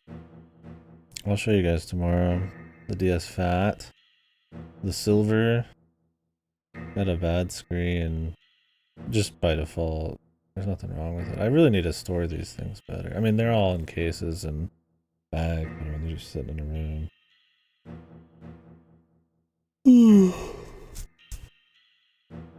My consoles all need to be boxed. I just kind of have them sitting here. I use them sometimes. No, I mean the DS Fats, I didn't know many people with DS Fats. I mean the DS Lites came out pretty damn quick. I don't know anybody who had like a DSi or whatever. It's the same thing with like I didn't know anybody had a DS Micro or a Game Boy Advance Micro or anything. Those were such quick whatever things.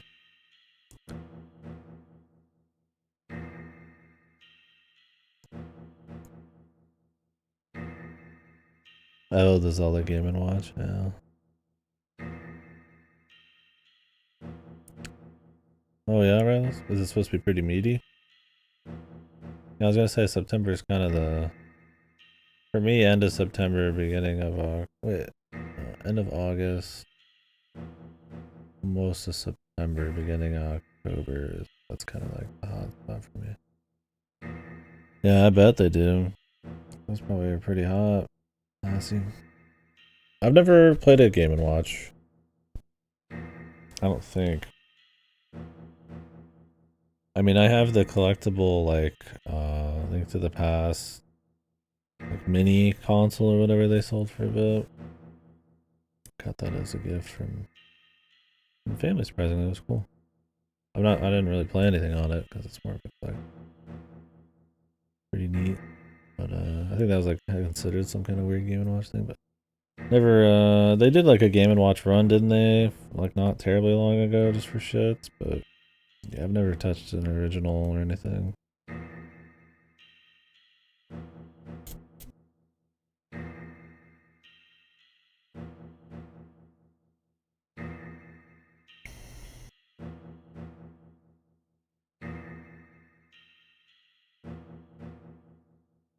Yeah, you saw people with Game Boy Colors. I don't think I ever saw anybody with like an old Game Boy. I'm sure there were people, but when people were getting into gaming at my age, it was N64 Game Boy Color time period,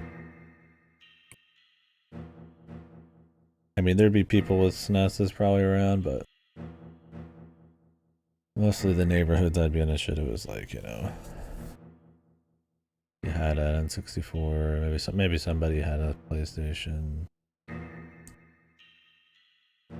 Nobody had a. I never have seen a. What was the Sega one back then? I've played games on it. I can't remember. I had a Dreamcast, but I was probably the only soul on Earth who had a Dreamcast. And we didn't play much on Saturn. I never, ever. I didn't know a soul who had a Saturn. To the point I can't remember the fucking name of the console. Yeah, that was no Saturns, but yeah, you'd see sometimes PlayStations, but a lot of N64s and Game Boy Colors. Obviously, there wasn't any other handhelds, so that was the thing you saw the most of. I wasn't going to people's houses that much, but yeah. Pokemon, Game Boy Colors. It'd be cool to have a Saturn. I'd love to like fuck around with it. Yeah, something fun.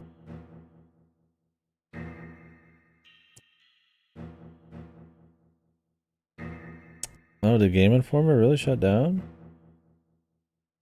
I mean, I'm not surprised. They paid a lot of money probably for all those exclusive stories to keep it afloat, and I don't think the. When was the last time they even had a physical version? Huh, farewell from Game Informer. Wow. Even more news company shutting down, man. IGN bought a shitload of them recently, and now you're getting more shut down. I mean, they survived quite a while post print media.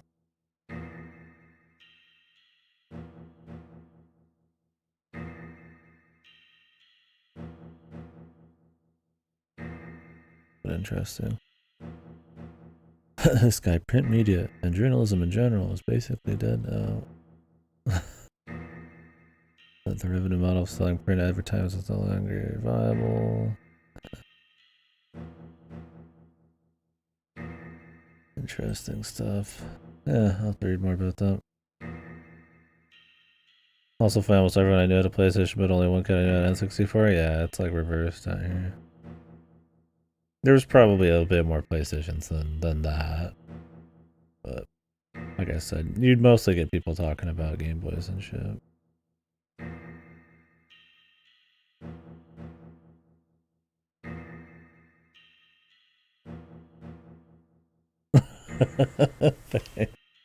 Pissed. But yeah, it sucks though. I mean, I definitely don't want less news sites to exist. I don't want even more consolidated, news locations. I mean, I don't want quality news, I guess, more than anything. I never really kept up with Game Informer. I never had any of their magazines or kept up with their online publication or anything, but still.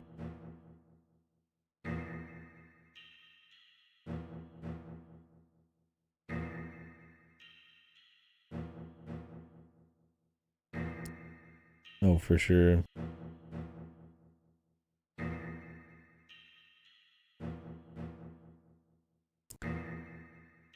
Now, PS2 era, there was definitely, I mean, this is all anecdotal. I mean, I definitely knew a lot of people who had PS2s and Xboxes. I would say GameCube was probably, there's a little bit less people with the GameCube. But I mean, GameCube was still the worst in that generation, anyways. That about added up. But it was very anecdotal. I'm sure there's regional and, schools and all that kind of stuff that how much you're even really hanging out with certain people at a young and at a certain age that you just don't see. Probably you could get a very select amount of people. Yeah, I don't know if I knew. I knew a few people with GameCubes, myself included. But it's still pretty rare. Yeah, like I knew somebody who had like the bonga DK bongos and all that shit. And I played some of that through that, but we'd use my GameCube a lot for shit. But yeah. If I went to anybody's house, I was playing on the Xbox or PlayStation. I was playing Halo. Halo 2. I played Halo 1 on PC. That's when I started getting into PC gaming. Was GameCube era. I started playing WoW. And like Wolfenstein and shit like that. Return to Castle Wolfenstein. I don't remember anything about it. I doubt I beat it, but my dad liked it, and so I just played a little bit and got into WoW. And then after that, it was just kind of a little bit of everything. Because the Wii was not a console you wanted to just have, right? And I mean, it's not like I didn't have like other stuff. I was fortunate. I had a Nomad and Dreamcast and stuff, but those didn't get much use.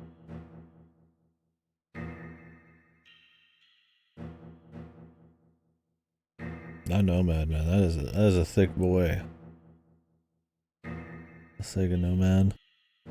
Nobody don't know what that is. It's like a handheld Genesis. Thick and juicy. That was probably the oldest retro games I'd actually played, really. I mean, other than like at that point, like even Game Boy Color stuff was probably more, I mean, time-wise, like newer games, right? I don't know what the fuck. When they got that Nomad, I feel like it was on the way out. Maybe they just got it cheap somehow. I don't remember when we had that thing, but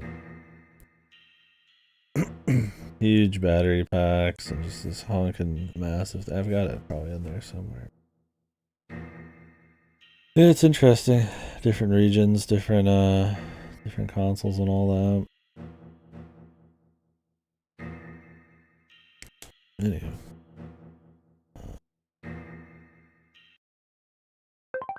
Guess I could make a restore point here.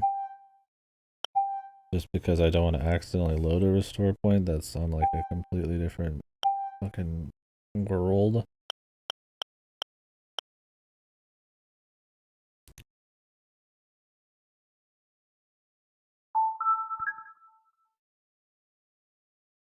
Beta has finished and I just see my where's my software? Just be right here. Oh. We got Phantom, we got a Spirit Track on here too.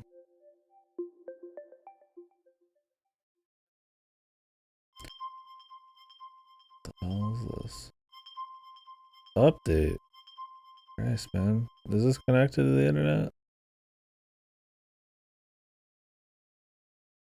The fuck is the Wii U getting updates? Maybe this is the update for like the store shut down. Cause I bought these, tested them, and then I never got back on my Wii U. So maybe this is like we updated the store thing.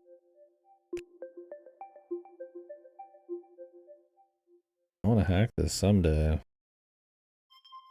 Hopefully these updates don't fuck it. It's probably fine. I was just gonna check the front end to see if I'd bought any other games I forgot about. I think I wanted to buy Prime Hunters, but I didn't. I have that on DS too, but I wasn't sure if I was gonna do Prime Hunt. I think I just wanted to do the 2 Zeldas just to test this, and then at some point maybe hack it and play other DS games on here they never had for sale. Like Elite Beat Agents and shit. Because they only put like 20-30 games in the Wii U DS shop. Despite having this like full, huge like system and emulator for it built in. Like I said, it's very customizable, it's good, but I don't know why there's an update. I'm just shooting the shit right now. I mean, if you guys are here for Zelda, I'm done. So we'll continue tonight.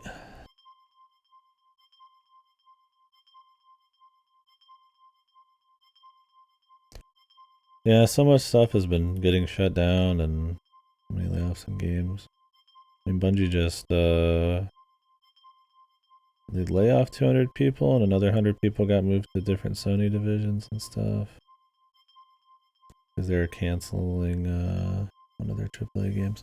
I mean, it's been a story for almost every company this year. And I mean, sometimes it's just, that's just how it is, but I feel like in this amount of mass, it's a little different. So I'm not surprised that news reporting is gonna, I mean, it's all part of this industry, so it's like, it's gonna all get affected.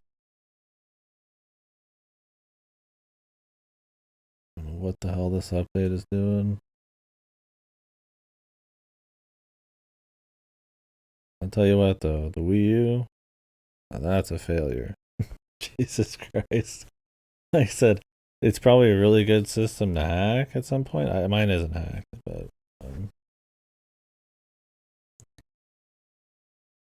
mine isn't hacked, but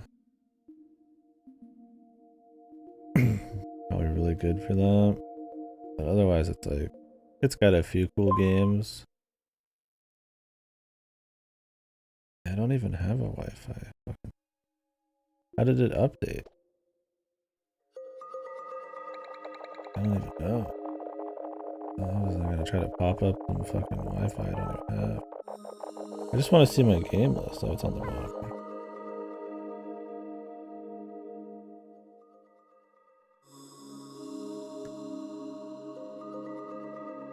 Spirit Track. And then Phantom Hourglass. What is this? This is some free game at the top here. Lost Reaver.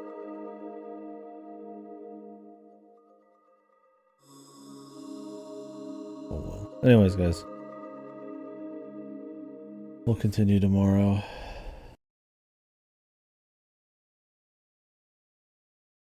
The OG's Ghost updated it. Yeah, I mean, like it's not even collected online. There's no disc in there to like update off of. Who knows? It must have been an update I was just pushing, and then it just happened. But, yeah, so we'll do more tomorrow. This game, there's potential, I think, for some cool, clever stuff. I think I'm probably spoiled rotten from A Link Between Worlds, having played that like 3 weeks ago. Just a very clean, well-paced, not clunky, just clever dungeon design, fun items. That one was just a very while not breaking the mold, just a very cleanly done. So, I'm not quite sure.